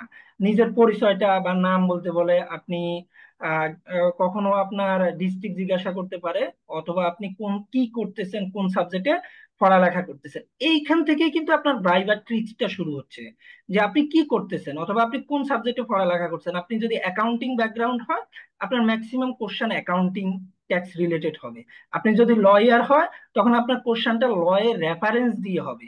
আপনি যদি সিএ আর্টিকেল স্টুডেন্ট বা সিএ বা সিএমএ প্রফেশনাল স্টুডেন্ট হন তখন আপনার কোশ্চেন গুলো হবে আইএস আইএফআরএস এবং অ্যাকাউন্টিং এর ল মানে ফোকাস করা। তার মানে আপনি আসলে কোন প্রফেশনে আছেন অথবা আপনার গ্রাজুয়েশন অথবা আপনার সাবজেক্ট কি ছিল এটার উপরে বেসিস করে কিন্তু আপনার কোশ্চেনের প্যাটার্নটা আলাদা হবে, সবার জন্য সেম কোশ্চেন হবে না। আর কিছু কিছু কোশ্চেন থাকে যেগুলো আসলে বেসিক সবার জন্যই হবে। তো ফার্স্ট অফ অল আপনি যেটা সবার কাছে ইয়ে থাকবে যে সাজেশন থাকবে, আপনার আসলে গ্রাজুয়েশন অথবা আপনি এখন বর্তমানে কোন প্রফেশনে আছেন ওইটার উপরে একটু স্টাডি করে যাবেন, যে ওই রিলেটেড যে কোনো সিলি কোশ্চেনও হয়তো আপনাকে ওইখানে বিব্রত করতে পারে। যে আপনি সিএ প্রফেশন আছেন, ওইখানে দেখা যাচ্ছে যে আপনার আইএস আইফারএস নিয়ে ইনকাম ট্যাক্স কোন আইএস এ কোন আইফারএস এ আছে, এই কোশ্চেনটা জিজ্ঞাসা করলে আপনি কিন্তু ওই আইফারএস এর নামটা বলতে পারলেন না বা আইএস এর নামটা বলতে পারলেন না, ওটা কিন্তু খুবই বিব্রতকর একটা পরিস্থিতি। যে আপনাকে আইএস আইফারএস এর ডিটেল জিজ্ঞাসা করবে না, অথবা অ্যাকাউন্টিং এর সিম্পল একটা কোশ্চেন আপনাকে জিজ্ঞাসা করতে পারে। তো এটা আপনার একাডেমিক ব্যাকগ্রাউন্ড অথবা কারেন্ট প্রফেশন থেকে এই বিষয়টা খেয়াল রাখবেন। সেকেন্ড যে বিষয়টা হলো, আমাদের মূলত ইনকাম ট্যাক্স প্র্যাকটিশনার, তার মানে আমরা আয়কর আইনজীবী হিসাবে কাজ করব। তা আমি লাইসেন্স পাওয়ার পরে আমি কি করব, করদাতার প্রতিনিধি হিসাবে আমি কাজ করার যোগ্যতা অর্জন করব। তো এই ক্ষেত্রে ইনকাম ট্যাক্সের ল থেকে যে বেসিক বিষয়গুলো আছে ওই বিষয়গুলোর উপরে ঘুরে ফিরে কোশ্চেন গুলা করা হয়। তো এক্ষেত্রে আপনারা যে বিষয়গুলো দেখবেন, প্রথমত ইনকাম ট্যাক্স, আমাদের যেটা ইনকাম ট্যাক্স অ্যাক্ট 2023, তো ইনকাম ট্যাক্স অ্যাক্ট প্রতি বছর কিন্তু চেঞ্জ হচ্ছে। ফিনান্স অ্যাক্ট বা এই বছর যেটা হচ্ছে ফিনান্স অর্ডিন্যান্স দিয়ে ইনকাম ট্যাক্সটা চেঞ্জ হচ্ছে। তো এইখানে দেখা যায় যে আইনে কখনো ইনকাম ট্যাক্সের মানে করের রেট গুলা বলা থাকে না। তো রেট গুলা থাকে আমার ফিনান্স অ্যাক্ট, ফিনান্স অর্ডিন্যান্স, প্রতি বছর বছর এটা আমার চেঞ্জ হচ্ছে। তো ইনকাম ট্যাক্সের ক্ষেত্রে সর্বপ্রথম যে বিষয়গুলো দেখা লাগবে যে আয়করের রেট সমূহ। এখন বর্তমানে এই বছরের জন্য একটু চ্যালেঞ্জ আছে, কারণ এই বছর দুইটা রেট বিদ্যমান আছে একই সাথে। আপনার ফিনান্স অ্যাক্ট 2024 দিয়ে একটা রেট আছে, যেটা এখন আজকে যে বিদায়ী অর্থ বছরটা 30 জুন 2024 এবং 1 জুলাই 2025 থেকে যে কর বর্ষ শুরু হচ্ছে এটার জন্য একটা রেট অ্যাপ্লাই হচ্ছে। আবার 1 জুলাই 2025 থেকে যে আয় বর্ষটা শুরু হবে ওইটার জন্য আবার ফিনান্স অ্যাক্ট, ফিনান্স অর্ডিন্যান্স 2025-এর রেটটা অ্যাপ্লাই হচ্ছে। তো এইখানে আপনার কোশ্চেনটা আসলে বুঝতে হবে যে এইখানে আপনাকে কি রিলেটেড কোশ্চেনটা করা হচ্ছে, আয় বর্ষ দিয়ে কর বর্ষ দিয়ে। তো ইনকাম ট্যাক্সের রেট গুলো আপনারা দেখে যাবেন। ইনকাম ট্যাক্সের রেটের সাথে যেটা আছে যে মিনিমাম ট্যাক্স আছে, তারপরে আমাদের ব্যক্তি করদাতার জন্য একটা রেট থাকে, এর বাইরে আমাদের মহিলা করদাতা, মুক্তিযোদ্ধা, ষাটোর্ধ্ব এবং বিভিন্ন রেটের আরেকটু ডিফারেন্স থাকে। তো ওই বিষয়গুলো আপনারা দেখবেন যে কার জন্য কোন রেটটা অ্যাপ্লিকেবল। তারপরে যেটা থাকে যে আমাদের আয়ের খাতসমূহ, দেখা যায় আমাদের 7টা আয়ের উৎস আছে, 7টা আয়ের উৎস থেকে আপনারা বেসিক ধারণাটা নিয়ে যাবেন। তো এর মধ্যে দেখা যায় যে কোশ্চেন যদি স্পেসিফিক আপনাকে হয়তো আয়ের খাতসমূহ সম্পর্কে জিজ্ঞাসা করতে পারে, স্পেসিফিক যদি জিজ্ঞাসা করো ওই ক্ষেত্রে হয়তো স্যালারি রিলেটেড, স্যালারি ট্যাক্স ক্যালকুলেশনের কোন একটা কোশ্চেন আপনাকে জিজ্ঞাসা করতে পারে, যে স্যালারি ট্যাক্স, স্যালারি থেকে মান্থলি টিডিএসটা যে এআইটিটা কাটা হয় এটা কিভাবে কাটা হয় এটা সম্পর্কে হয়তো জিজ্ঞাসা করতে পারে, অথবা বাংলা থেকে বা টুকটাক হয়তো একটা দুইটা কোশ্চেন জিজ্ঞাসা করতে পারে। কিন্তু বেসিক বিষয়টা হলো আয়ের 7টা হেড খাত সমূহ, এটা সম্পর্কে আপনার ধারণা আছে কিনা, আপনি বলতে পারতেছেন কিনা। এরপরে যেটা আছে যে মিনিমাম ট্যাক্স, মিনিমাম ট্যাক্স সম্পর্কে জিজ্ঞাসা করতে পারে। মিনিমাম ট্যাক্সে একই রকম মিনিমাম ট্যাক্সের ক্ষেত্রে আপনি ফিনান্স অ্যাক্ট 2024 এবং ফিনান্স অর্ডিন্যান্স 2025 দুইটার মধ্যে যে ডিফারেন্সটা আছে ওইটা একটু ফোকাস করবেন। আর যেটা আছে যে আরেকটা বিষয় থাকে আপনার এই ট্যাক্সের rebate, individual taxation. Normally ITP maximum ক্ষেত্রে আমরা ধরে নিই যে আইটিপিরা ইন্ডিভিজুয়াল ট্যাক্সেশন দিয়ে শুরু করবে। তো ইন্ডিভিজুয়াল ট্যাক্সেশন ক্যালকুলেশন করার ক্ষেত্রে রিবেট গুরুত্বপূর্ণ একটা বিষয়। তো কোন কোন ক্ষেত্রে রিবেট পাওয়া যায়, কোনটাতে রিবেট পাওয়া যায় না, এই বিষয়ে অথবা রিবেটের রেটটা কি, ক্যালকুলেশনের নিয়মটা কি, এই বিষয়ে আপনারা ধারণা নেবেন। আর ট্যাক্সের ক্ষেত্রে আজ হইতেছে যে ট্যাক্সের পাশাপাশি কিন্তু আমাদের আইটিপি এক্সামে গিফট ট্যাক্স নিয়েও কোশ্চেন ছিল, মানে গিফট ট্যাক্সটা আমাদের সিলেবাসে ছিল। তো গিফট ট্যাক্স নিয়ে, গিফট ট্যাক্স সরাসরি ইনকাম ট্যাক্সের সাথে জড়িত। তো গিফট ট্যাক্স সম্পর্কে আপনারা একটা ধারণা নেবেন। গিফট ট্যাক্স একবারে খুবই সামান্য বিষয়। এটা হলে আপনার টিডিএস রেট গুলো সম্পর্কে নিলেন, এটা হলে বেসিক ট্যাক্স সম্পর্কে আপনার ধারণাটা হয়ে গেল।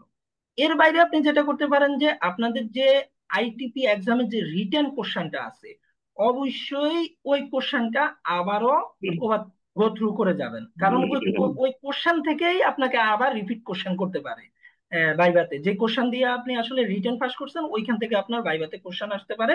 তো আমার এটা রিকোয়েস্ট থাকবে যে অবশ্যই সবাই আইটিপি রিটেন এক্সামের কোশ্চেনটা আবার গো থ্রু করে যাবেন, যে এইখানে যাতে আপনার কোনো কিছু মিস না যাচ্ছে। আরেকটা বিষয় যেটা দেখা লাগবে ওটা আমাদের 1 জুলাই 2025 থেকে আমাদের ইনকাম ট্যাক্স রিটার্নটা কিন্তু ইন্ডিভিজুয়াল ক্ষেত্রে অনলাইন রিটার্ন সাবমিশন হয়ে যাচ্ছে। তো অনলাইন রিটার্নের উপরে আসলে আপনারা একটু দেখে যাবেন যে অনলাইন রিটার্ন আসলে কিভাবে সাবমিশন করা হয়। অনলাইন রিটার্নের ক্ষেত্রে একজন ব্যক্তি করদাতার কিভাবে আপনি অনলাইন রিটার্নের জন্য রেজিস্ট্রেশন করবেন। অনলাইন রিটার্নে গিয়ে আপনি সবকিছুই পাবেন, ওইখানে ফাংশন করা থাকে এলাকার, কিন্তু বেসিক যে চ্যালেঞ্জটা থাকে অনলাইন রিটার্নে আপনি আসলে একজন করদাতার হয়ে কিভাবে রেজিস্ট্রেশন করবেন, অথবা আপনি একজন করদাতার নতুন করদাতার কিভাবে টিন সার্টিফিকেটটা ওপেন করবেন। এই বিষয়গুলো, বেসিক বিষয়গুলো অবশ্যই আপনারা দেখে যাবেন। এর বাইরে নর্মালি আর ট্যাক্স থেকে ওইভাবে ডিটেলসে গিয়ে দেখার কিছু থাকে না। তো অনেকে আবার সাজেশন করে যে এখানে এডিআর নিয়ে কোশ্চেন থাকতে পারে, অল্টারনেটিভ ডিসপিউট রিজলিউশন। তো আমার কাছে যেটা মনে হয় যে আইটিপির ভাইবা লেভেলে আসলে এডিআর নিয়ে ডিসকাস করার মতো ওইভাবে একদম বিষয়টা একদম এখানে আসা না, কারণ এটা অনেক এক্সপার্ট লেভেলে থাকে। তো এখানে আরেকটা বিষয় আপনার কাছে থাকতে পারে যে এটা একটা কমন কোশ্চেন, যে আপনি, আপনাকে যদি আইটিপি সার্টিফিকেশন দেওয়া হয় তাহলে আপনি এই সার্টিফিকেশনটা দিয়ে আপনি আসলে করদাতার পক্ষে আপনি কিভাবে এই সার্টিফিকেশনটা ইউজ করবেন, বা আপনাকে যদি লাইসেন্সটা দেওয়া হয় আপনি এটা দিয়ে কি করবেন, কিভাবে আপনি সরকারের রাজস্ব আদায়ে সহায়তা করবেন। কারণ ইনকাম ট্যাক্স প্র্যাকটিশনার কিন্তু দেওয়া হচ্ছে সরকারের রাজস্ব আদায়ে সহায়তা করার জন্য, যারা ট্যাক্সের নেটে নাই তাদেরকে নিয়ে আসার জন্য, যারা নিয়মিত ট্যাক্স রিটার্ন দিচ্ছে না তাদেরকে ট্যাক্স রিটার্ন দেওয়া উদ্বুদ্ধ করার জন্য, মানে আপনি সরকারের একজন সহযোগী হিসাবে কাজ করবেন। তো ওই ক্ষেত্রে আপনি কিভাবে আসলে ভূমিকা রাখতে পারেন এই বিষয়ে ওইখানে ম্যাক্সিমাম ক্ষেত্রেই এই কোশ্চেনটা করা হয়, যে আপনাকে যদি আইটিপি সার্টিফিকেশনটা দেওয়া হয় তাহলে আপনি এটা কিভাবে ইউজ করবেন। তো বাইরে বোর্ডে আমি যেটা শুরুতে বললাম, সবচেয়ে বেশি যেটা দেখা হয় যে আপনার ইন্টেনশন, যে আপনার ওইখানে যা শুধু যদি আপনি, আপনাকে অনেক কোশ্চেন করা হলো কিন্তু আপনি হয়তো সবগুলোর অ্যান্সার দিতে পারলেন না, কিন্তু ওইখানে যদি ভাইবা বোর্ডে যারা আছে পার্টি, মানে ওনারা যদি মনে করে যে আপনার ইন্টেনশন আছে যে আপনি, আপনাকে এই সার্টিফিকেশনটা দেওয়া হলে আপনি অবশ্যই এই সার্টিফিকেশনটা ব্যবহার করে গভর্নমেন্টের রাজস্ব আদায়ে সহায়তা করবেন, এই ধরনের যদি ইন্টেনশন ওরা আপনার মধ্যে দেখে অবশ্যই আপনাকে এইখানে ফেল করানোর তাদের কোনো ইচ্ছে নাই। কারণ গভর্নমেন্টের ইচ্ছায় থাকে, আপনি যদি গভর্নমেন্টে এখানে আপনাকে 13,000 প্লাস আইটিপি রিটেনে পাস করছে, 13,000 প্লাস আইটিপি কে যদি আইটিপি সার্টিফিকেশন দেওয়া হয় গভর্নমেন্টের এখানে কোনো লস নাই, কারণ কাউকে গভর্নমেন্ট বেতন দেওয়া লাগবে না। তার মানে এখানে যদি 10 জন আইটিপি বেশি সার্টিফিকেশন পায়, ওই 10 জন আয়কর, মানে আয়কর আইনজীবী হিসেবে ওনারা করদাতাদের পক্ষ হয়ে কাজ করবে, নতুন নতুন করদাতা নিয়ে আসতে সাহায্য করবে তার নিজের পার্সোনাল বেনিফিটের জন্য। তো এইখানে মানে আপনার ম্যাক্সিমাম চান্স পাস করার, কিন্তু এই পাস করার জন্য আপনাকে যেটা দেখতে হবে যে এই বিষয়গুলা মানে টেকনিক্যাল বিষয়গুলা, যে আপনি আসলেই ট্যাক্স ল সম্পর্কে, আয়কর রিটার্ন সম্পর্কে আপনি আসলে জানেন, অথবা আপনার জানার ইচ্ছা আছে, এটাই এখানে সবচেয়ে বড় ভাইটাল বিষয়। এটা আমার এক্সপিরিয়েন্স থেকে বললাম। আর আমি যেহেতু 2017 থেকে 2025 সাল পর্যন্ত আইটিভি হিসাবে কাজ করতেছি এবং ট্যাক্স নিয়েই কাজ করতেছি, আমি এখন একটা চার্টার্ড সিএ ফার্মে আছি, তো ট্যাক্স ডিপার্টমেন্টে। তো আমার কাছে মনে হচ্ছে যে ওভারঅল এই বিষয়গুলো দেখলেই আপনার আইটিপি ভাইবা পরীক্ষার পাশের মানে চান্সটা ম্যাক্সিমাম থাকবে। ধন্যবাদ। ধন্যবাদ মাহবুব, অনেক গুরুত্বপূর্ণ টপিকস নিয়ে আপনি আসলে শেয়ার করলেন। তো অনেকেরই কমেন্টসে অনেক প্রশ্ন ছিল, এগুলো আমরা এখনো ডিসকাশনে যাইনি, এই যে এখনই যাব। স্যার বললো, মাহবুবও বললো। তো এখন আমরা আপনাদের যে প্রশ্নগুলো সেগুলো নিয়ে আলোচনা করতে পারি। আর আমরা কি কি দিব, মানে আমি আপনাদেরকে এই যে আজকে পার্টিসিপেট করলেন, আপনার ভাইবা পরীক্ষার জন্য কি লাগবে, একটা তো দিলাম হলো টিপস, যে এই জিনিসগুলো আপনার জানা লাগবে। এখন ভাইভাতে আসবে এরকম কন্টেন্ট তো দরকার, কি ধরনের প্রশ্ন করতে পারে, প্রশ্ন বাংলায় করবে না ইংলিশে করবে, বা এই যে ট্যাক্সের বিষয়ে আদ্যপ্রান্ত যেহেতু মোটামুটি একটা ধারণা আছে কোন কোন জায়গাগুলো থেকে প্রশ্ন হইতে পারে এবং প্রশ্ন টাইপটা কেমন হইতে পারে, তো আপনাদেরকে এটা দিব। এবং এই যে আইনের যে পরিবর্তন হয়েছে, এই পরিবর্তনের আপডেটও আপনাদেরকে দিব। দানকর আইন, যেটা গিফট ট্যাক্স বলে, সেটার থেকেও প্রশ্ন আপনাদের দিব। তা আমি এই প্রত্যেকটা জায়গা থেকে এই প্রশ্নের সংখ্যা বেশি হবে, আমি প্রশ্নও দিব সাথে উত্তরও দিব। মানে আপনি শুধু প্রশ্ন দিব, আপনি উত্তর পাবেন না।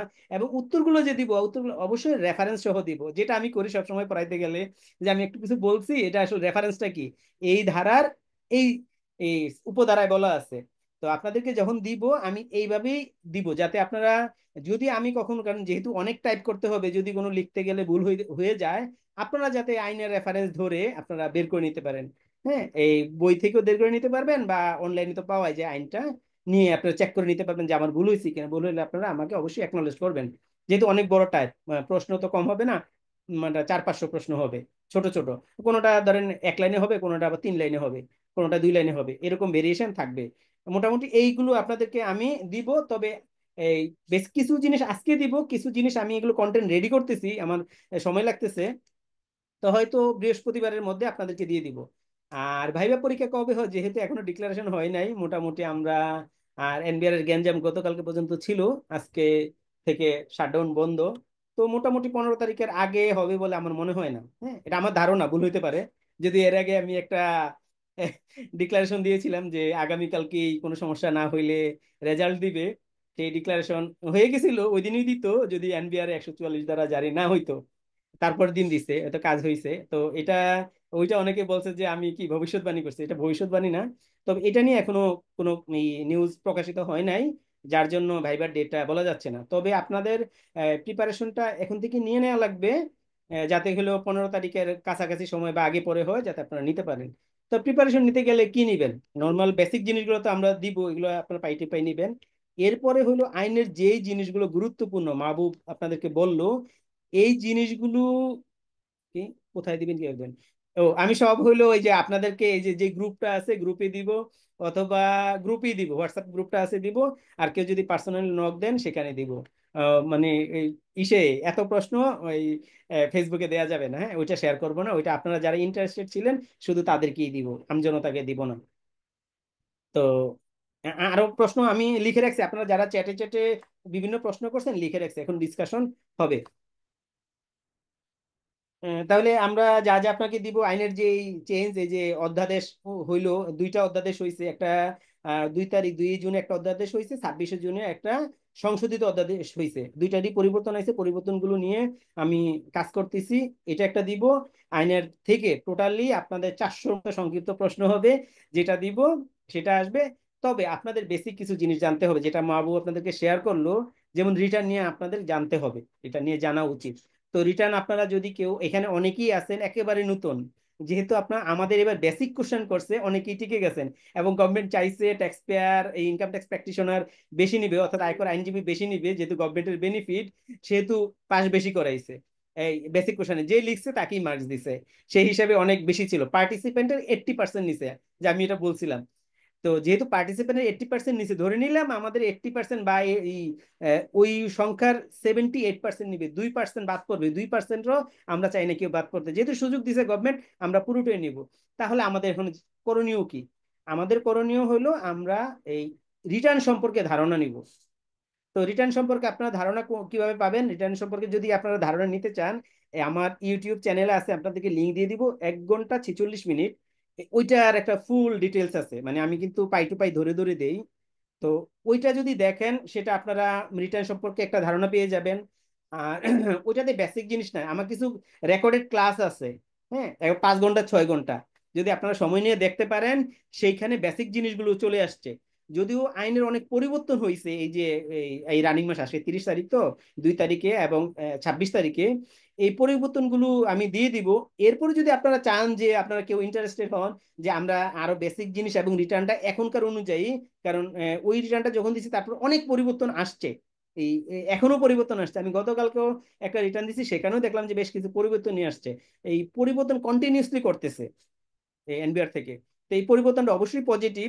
তো যদি চান আপনারা কেউ, আপনারা যদি কয়েকজন একত্রিত হয়ে বলেন যে আপনারা বেসিক জিনিস এবং এই রিটার্ন সম্পর্কে ধারণা নিতে চান, যোগাযোগ করেন, আমি কোনো প্ল্যান নিতে পারি কিনা দেখবো।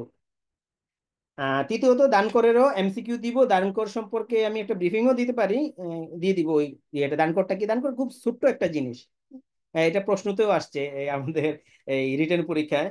তারপরে এই রিটেন, ও রিটেন কোশ্চেনের সলিউশন তো দিয়ে দিছি অলরেডি, যারা পেয়েছেন পেয়েছেন, আর যারা না পান আমি গ্রুপে আবার দিয়ে দিব। পিডিএফটা আমি হয়তো ফেসবুকে দিয়েছি, তো ফেসবুকে তো পিডিএফ দেওয়া যায় না, ছবি দিয়েছি, ছবি থেকে নামানো কষ্ট, আমি পিডিএফটা গ্রুপে শেয়ার করে দিব। তো মোটামুটি আপনারা যদি 10 দিনও হাতে পান, এই কন্টেন্ট গুলো যদি আপনাদেরকে দিতে পারি, আমি বিশ্বাস রাখি যে আপনারা পিছপা হবেন না। তা একটা জিনিস হলো, বই পড়ে অনেক জিনিস মনে থাকে না আমাদের। হ্যাঁ, আমি যেমন অনেক জিনিস ওই প্র্যাকটিস করতে করতে চলে আসছে, ছোটস্থ বলে ফেলতে পারি। আর তার পড়াশোনা তো অবশ্যই আছে। তো এইটাও যদি আপনারা প্র্যাকটিস করতে পারেন, কোনো লাইভ দেখতে পারেন, সেটা আপনাদের জন্য বেশি ব্রেনে কাজ করবে। মানে কোনো জিনিস দেখা আমাদের বেশি ব্রেনে কাজ করে, কিন্তু পড়া ব্রেনে কাজ করে না। তো ওই মুহূর্তে আমরা নিতে পারি না। ঠিক আছে, এবার অনেকে প্রশ্ন করছেন, এইগুলোর একটু উত্তর দিই। নাগরিক সনদ, নাগরিক সনদ অবশ্যই আপডেট লাগবে। এটা আপনার 2 বছর 3 বছর আগে 5 বছর আগের ওগুলো তো চলবে না। হ্যাঁ, আর নাগরিক সনদ করছে যে খুব বেশি দিন সরকার, তা না। আগে দিত চেয়ারম্যান সার্টিফিকেট, তো চেয়ারম্যান সার্টিফিকেটের এখন নাই, এটারই নামটা কনভার্ট করে নাগরিক সনদপত্র হয়েছে।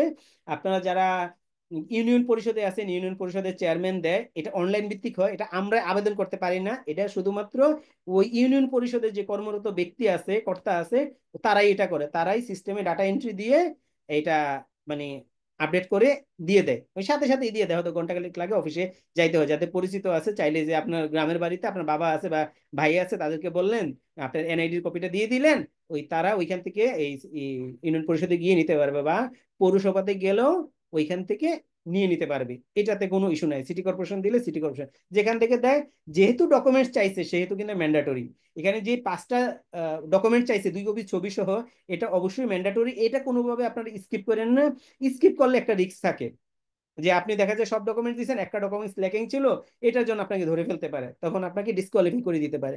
কাজেই কোনো রকম রিস্ক নেবেন না। এই পরীক্ষাটা 8 বছর পরে হইতেছে, নেক্সট যে আবার কবে হবে সেটা কিন্তু মানে আগেই বলা যায় না।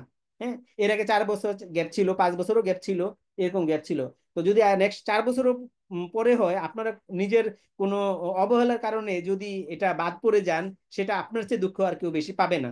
অন্য কেউ পাবে না, আমি পাবো না, বা মা বাবু পাবে না, আপনার বন্ধুও পাবে না। হয়তো আপনার ফ্যামিলি সার্ভাইভ কর মানে সাফারার হবে, যে আপনি এটা করলে ভালো কিছু করতে পারেন, ভালো কিছু থেকে আপনি বঞ্চিত হচ্ছেন। এটা একটা। তারপরে সত্যায়িত। তো সত্যায়িত আমরা কি বুঝি? সত্যায়িত বুঝি যে আমরা ফার্স্ট ক্লাস গ্যাজেটেড অফিসার দ্বারা সত্যায়িত, এটাই রিকগনাইজড। হ্যাঁ, ব্যাট আইনে অনেকে বলছেন, ব্যাট আইনে হ্যাঁ, যদি এনবিআর এর ওই কর্মকর্তা দিয়েও ফার্স্ট ক্লাস যারা আছে, বিশেষ ক্যাডার না, ওই তাদের ছাড়াও সত্যায়িত করাতে পারতেন। হুম, কিন্তু আমার মনে হয় যে যদি আপনাদের স্কোপ থাকে, এই ফার্স্ট ক্লাস গ্যাজেটেড অফিসার দ্বারা, বিশেষ ক্যাডার দ্বারা সত্যায়িত করানো মানে ভালো, কোনো রিস্ক নাই। এটা এটা নিয়ে অনেক সময় অনেক কথা হয়েছে যে এটা আসলে দরকার নাই ভেরিফাইড করতে, কিন্তু যেহেতু আইনে বলছে, সেহেতু এটার কোনো বিকল্প নাই, সত্যায়িত করেই দেন। ফার্স্ট ক্লাস গ্রাজুয়েটেড অফিসার দ্বারাই সত্যায়িত করে দেন, যে বিসিএস ক্যাডার। হ্যাঁ, আবার ফার্স্ট ক্লাস নন বিসিএস ও আছে, ও তাদের দ্বারা না করানোই বেটার। হ্যাঁ, মানে এটা রিস্ক ফ্রি থাকে, যেটা আমরা সবসময় পাই, যে বিসিএস ক্যাডার দ্বারা সত্যায়িত হয়। যদি সরকারি কলেজের একজন টিচার, সে তো বিসিএস ক্যাডার, তার দিয়ে করতে পারেন। আবার যারা বিসিএস ক্যাডার না, তার দিয়ে করানো ঠিক হবে না, কারণ এই যে রিসেন্টলি অনেকগুলো উপজেলা শহরে হইলো সরকারি কলেজ করেছে, এবং তারা এসে চলেছে, তারা কিন্তু নন ক্যাডার, তারা ক্যাডার না। তারপরে আসে স্বঘোষণাপত্র। স্বঘোষণাপত্রটা কি, এটা আমি ক্লিয়ার করছিলাম। এই স্বঘোষণাপত্র আপনি যে যেই পেশায় আছেন, এখানে ভাইভাতে যাবেন, আপনাকে স্বঘোষণাপত্র দেওয়া লাগবে। তো স্বঘোষণাপত্রের ফরম্যাট আমি দিয়ে দিছি, সবাইকে স্বঘোষণা দিতে হবে, এটা নিয়ে কোনো মিস নাই। পার্থক্য কি? পার্থক্য হলো আপনি আপনার যেখানে কর্মস্থলে আছেন এটা দিবেন কিনা। এটা চাইলে দিতে পারেন, না দিলেও অসুবিধা নেই, কারণ নির্দিষ্ট কোনো প্রেসক্রাইব নাই যে এইরকম হইতে হবে। আপনি মানে যেই কাজগুলোর সাথে গভর্নমেন্ট মানে নিষেধাজ্ঞা আছে, এগুলো করেন কিনা, ওই কাজগুলো যদি না করেন, ওইটাই যদি ঘোষণা দেন, তাতেই যথেষ্ট। আর বাড়তি কিছু দরকার নেই। কোনো চার্টার্ড অ্যাকাউন্টেন্ট, অ্যাডভোকেট দিয়ে আসলে সত্যায়িত করা যাবে না, আমি ক্লিয়ার করছি। বিসিএস ক্যাডার হইলে সবচেয়ে ভালো। হ্যাঁ, আর কোনো রিস্ক থাকে না, যেহেতু এখানে কিছু বলে নাই যে বিসিএস ক্যাডার দ্বারা হইতে হবে, কিন্তু আমরা স্বাভাবিকভাবেই জানি কোনো সত্যায়িত মানে ফার্স্ট ক্লাস গ্রাজুয়েটেড অফিসার দ্বারা সত্যায়িত। এই স্বঘোষণাপত্রের স্যাম্পল কপি আমি আপনাদেরকে গ্রুপে দিয়ে দিব, এই ক্লাসটা শেষ হলে দিয়ে দিব। এবার আসি ভুলভ্রান্তি। আপনারা আবেদনের সময় অনেকেই ভুল করছেন। হুম, যারা ভুল করছেন, কি ধরনের ভুল? আপনার পার্মানেন্ট ঠিকানা ভুল হয়েছে, প্রেজেন্ট ঠিকানায় ভুল হয়েছে, তারপরে কি ওই আপনি যেখানে কর্মরত, আপনি কোথায় কর্মরত, সরকারি চাকরি, আধা সরকারি চাকরি এবং স্বায়ত্তশাসিত এই প্রতিষ্ঠানগুলো ছাড়া অন্য যেখানে চাকরি করেন, এটা কোনোভাবেই এই প্রথার সার্কুলারে কিন্তু লিখা নাই। আপনারা ভালো করে সার্কুলারটা পড়েন। যদি কারোর কাছে না থাকে, আমি ফেসবুকে পোস্ট করছি, সেখান থেকে পাবেন। আমি আবার গ্রুপে দিয়ে দিচ্ছি যে কোনটার ক্ষেত্রে আসলে সমস্যা, বাকিগুলোর ক্ষেত্রে সমস্যা নাই। তা ওই তিনটাই সমস্যা। ওই তিনটাতে যদি আপনারা না পড়েন, আপনারা নির্দ্বিধায় করতে পারেন। এখন আধা সরকারি কোনগুলা, যে সকল প্রতিষ্ঠান আধা সরকারি, যেমন কি, এই মাহবু, যারা এমপিভুক্ত শিক্ষক, তারা তো হলো মানে সরকার থেকেও টাকা পায়, আবার স্কুল থেকে টাকা, তারা তো আধা সরকারের মধ্যেই পড়বে নাকি? এটা আপনার জানা আছে কিনা? হ্যাঁ, হ্যাঁ, এটা তারা আধা সরকারির মধ্যে পড়বে, তারাও পারবেন না। ঠিক আছে, আর যারা তো সরকারি সরকারি বাদ, তো আপনার এই জিনিসটাও আর মানে ইস্যু থাকতেছে না। এই ভুল ও ঠিকানা, যেটা ভুল করছেন, ঠিকানাগুলো আসলে ওইভাবে দেখবে না। হ্যাঁ, আপনি ওই আবেদন কি করছেন, আবেদনে ধরে ধরে মিলাবে, এটা খুব কারণ এটা দিবে এটা আপনাকে সনদ, অত জিনিস হতে মেনশন থাকবে না। ওই জিনিস নিয়ে আপনারা প্যানিক নিয়েন না। ঘোষণাপত্রতে ঠিকানাটা ঠিক মতো লিখে দেন, প্রেজেন্ট ঠিকানা এবং পার্মানেন্ট ঠিকানা দিয়ে ঘোষণাটা দিয়ে দেন। এখন আপনারা যারা প্রশ্ন করতে চাচ্ছেন, আমি প্রশ্নগুলো নিই। ইসলাম ভাই,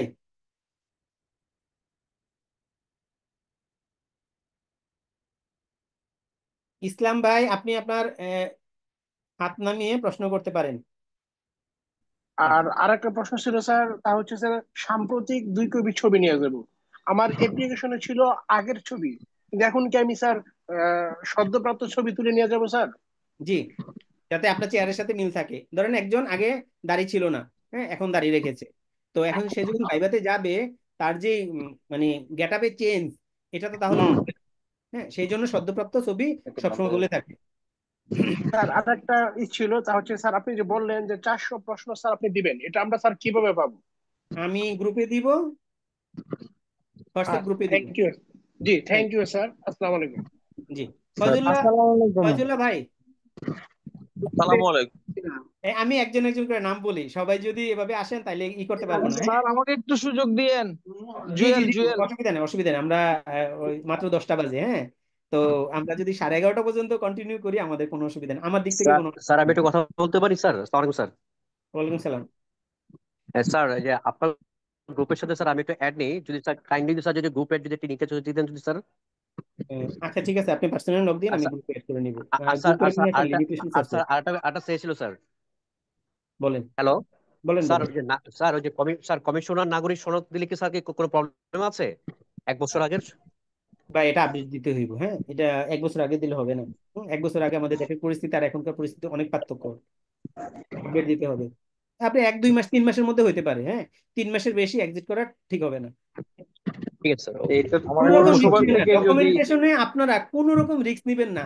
একটা ডকুমেন্টস এর জন্য, একটু আলসামির জন্য যদি আপনারা লুজার হন, সব ভুক্তভোগী আপনি নিজেই হবেন। তাই যে আমি আগেও বলছি, ডকুমেন্টেশনের দিক থেকে যেটা আছে বা কালেক্ট করতে পারবেন, আপনি কেন সেটা মানে মিস করবেন, কেন রিস্ক নেবেন? আচ্ছা, ডকুমেন্ট, আসসালামু আলাইকুম। নাগরিক সনদ, নাগরিক বিষয় আছে, আমি একটু বলি। আমার প্রশ্ন কাছাকাছি, সেটা হচ্ছে যে আমরা তো 2023-এর অক্টোবরে নিছিলাম এটা অনলাইন করা স্যার। এখন হচ্ছে যখন আবার নতুন করে অ্যাপ্লাই নিচ্ছি, কমিশনার অফিস অ্যাপ্লাইটা দিচ্ছে না, বলতেছে যে আপনাদের এটা তো হচ্ছে ওই অনলাইন করা, আপনাদের এখানে বারকোডও আছে, এটা সার্চ দিলে পাওয়া যাবে। তখন কমিশনার দিছে কিছে, এখন তো নতুন আর নিচ্ছে না স্যার, ওটার অ্যাপ্লাইটা আসলে নিচ্ছে না। এখন স্যার করণীয় কি? মানে 2023-এর হইলেও ওইটাতে আপনার ওই যে বারকোড আছে, এবং আমার মনে হচ্ছে হয় অনলাইনে আমার করা মনে যাবে। হবে হবে আমার মনে হয় 2023 হলে অ্যালাউ এটা করবে। এটা নিয়ে আমি একটু কর একাডেমিতে যোগাযোগ করে আমি আপনাদেরকে ফিডব্যাক দিব না। হ্যাঁ, আমার মনে হয় গ্রুপে। ওগুলো হবে, নাগরিকত্ব সনদ একটা ওটাতে থাকলে হলো। বারকোড আছে ওই জন্য। না, আমি কেন বললাম, ভাই সবাই কথা বললেন না প্লিজ, সবাই কথা বললেন না, তখন মিউট ছিল, ক্লাস খুব ভালো ছিল। হ্যাঁ, তো এই আমি আপনাদেরকে এটা নিয়ে কনফিউশন যেহেতু ক্রিয়েট হয়েছে, আমি কর্তৃপক্ষের সাথে কথা বলে আপনাদেরকে ফিডব্যাক দিব। ঠিক আছে? নাগরিক আচ্ছা, সনদের যদি ক্ষেত্রে দাদা আমি একটু একটা বলি। প্রশ্ন ছিল।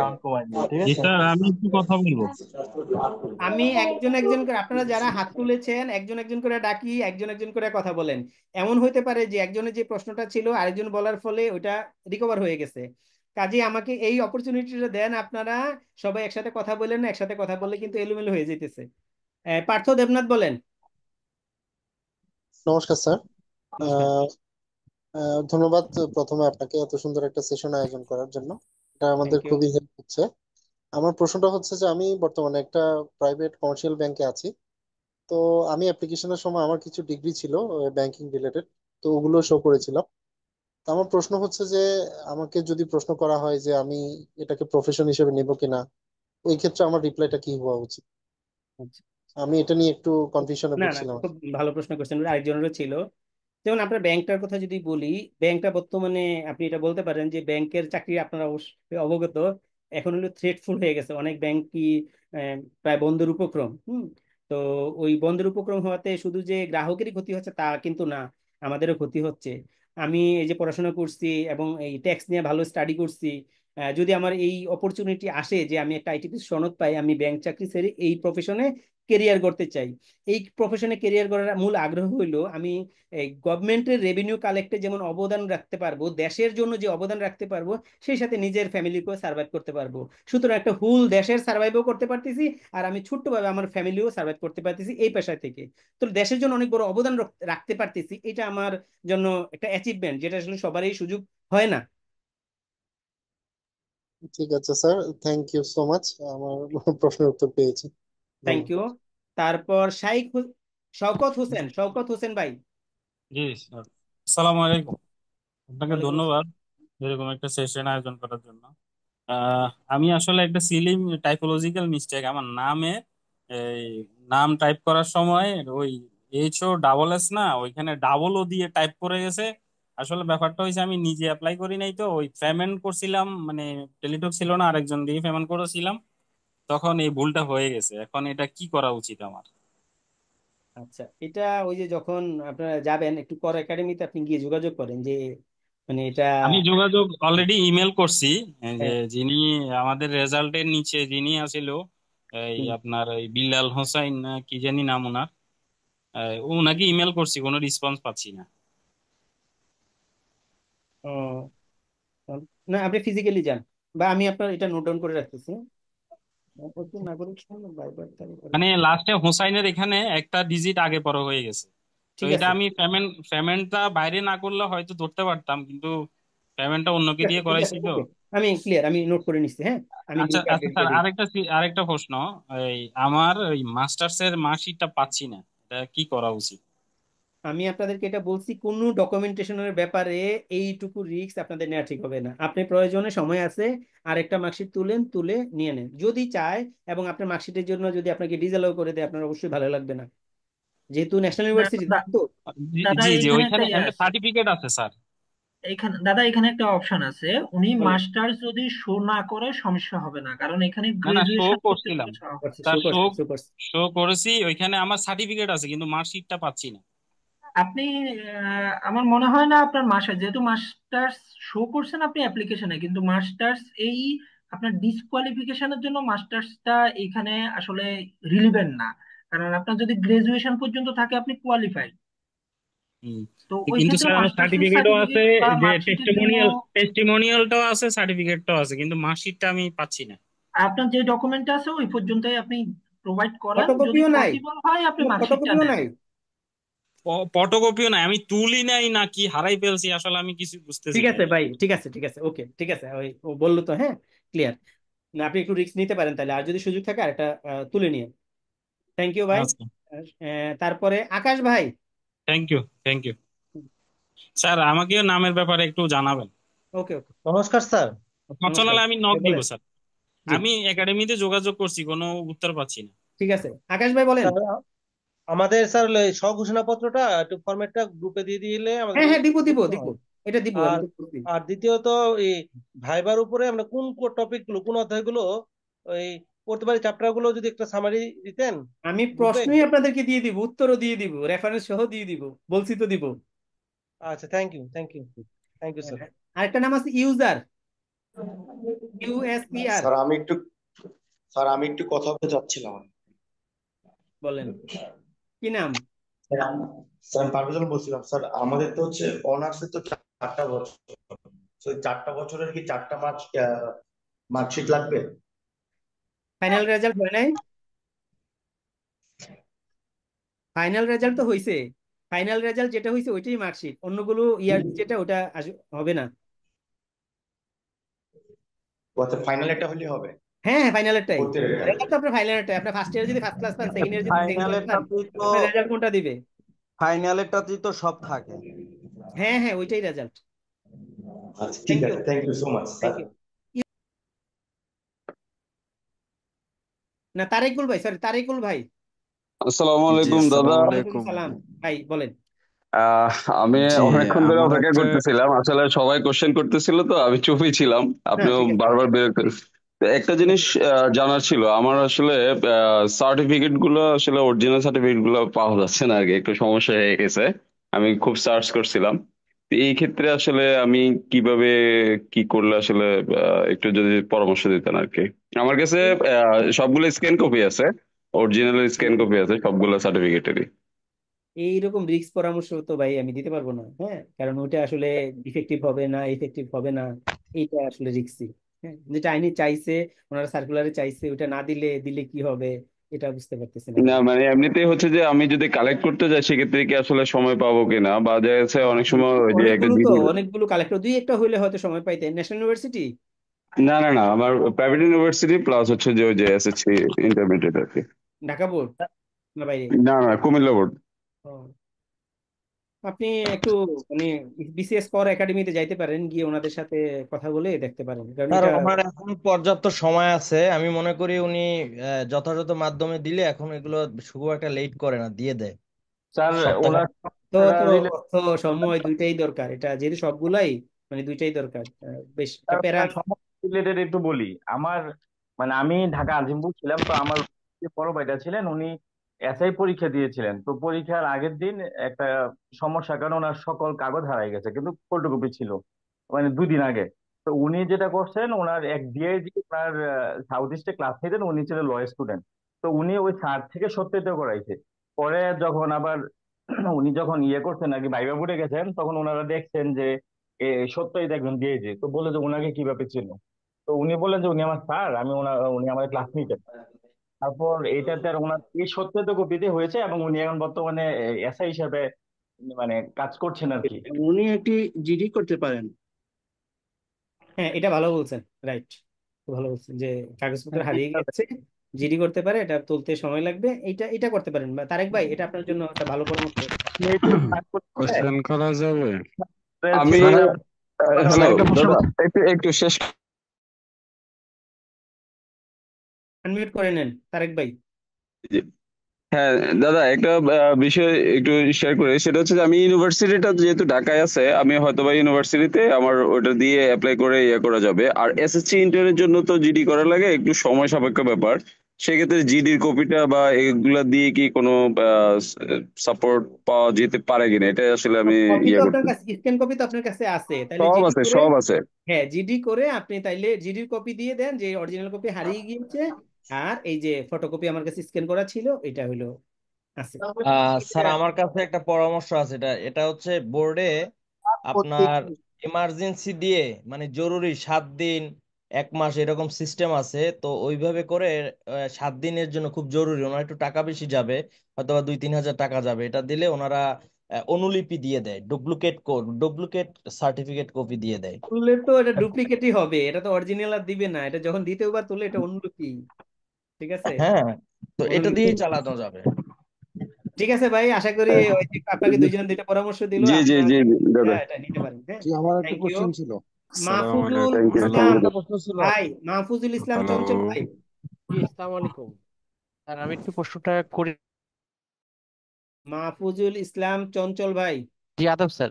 জি আমি প্রশ্নটা একটু করতে চাচ্ছিলাম আপনার কাছে, সেটা হচ্ছে আমার জব এক্সপিরিয়েন্স 2005 সাল থেকে। তো আমি টেলিকমিউনিকেশন ফিল্ডে 14 বছর কাজ করেছি, পরে এখন আমি একটা সিএ কোম্পানিতে 2 বছর হলো কাজ করছি, সেখানে কন্টিনিউ করছি। তো স্যার আমার সবগুলো কি মানে জব এক্সপিরিয়েন্স নিয়ে যাওয়া লাগবে? মানে আমি আগেও ছিলাম, কিন্তু দরকার আছে? না, এখানে জব এক্সপিরিয়েন্স চাই নেই, এটা ম্যান্ডেটরি না, আপনার কাছে রাখবেন, যদি চায় দিবেন, এটা চাবে না।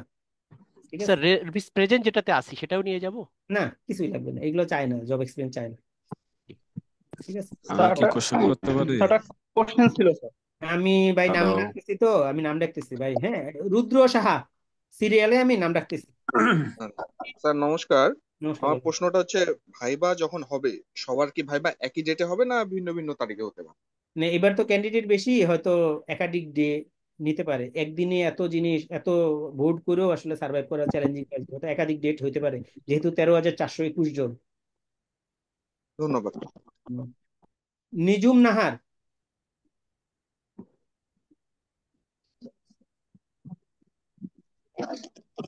নাজমুন নাহার, সরি নাজমুন নাহার, নাজমুন নাহার আপু। আমি একটা প্রশ্ন করতে চাই। জি নাজমুন নাহার আপনি আছেন? জি বলেন। জি স্যার, ওই যে আমার হচ্ছে এনআইডি কার্ডটা আমার নিজের জেলার, ওই সেই হিসেবে আমি নাগরিক সনদও আমার নিজের জেলা থেকে নিয়েছি। আর আমি যে আবেদন করেছি ওটা আমার হাজবেন্ডের জেলার নাম, সব বর্তমান ঠিকানা, স্থায়ী ঠিকানা। কিন্তু আমার নাগরিক সনদে আবার বর্তমান ঠিকানা, স্থায়ী ঠিকানা আমাদের নিজের জেলার। এখন এই দুই ঠিকানার মধ্যে কি কোনো সমস্যা হবে? না, আপনাদের নারীদের এই দুইটা মানে একই হইলে ভালো, আর দুইটা হইলে খুব একটা ইম্প্যাক্ট করে না, যে দুই জায়গায় দেখা যায় হয়। এটা এটা নিয়ে আটকাবে না, যেহেতু আপনি নারী। ধন্যবাদ। আচ্ছা, স্যার ওই যে আবেদন পত্রের ফটোকপি বলতে কি ভাইবার জন্য যে আবেদন করা হবে ওইটা? না না, ভাইবার জন্য তো ভিন্ন আবেদন নাই, আবেদন তো একটাই হয়েছে। তাহলে ওই যে প্রথমের ফটোকপিটা আমরা লিখিতর জন্য যে আবেদন করছিলাম ওই ওই ওই ফর্মটা নিতে হবে?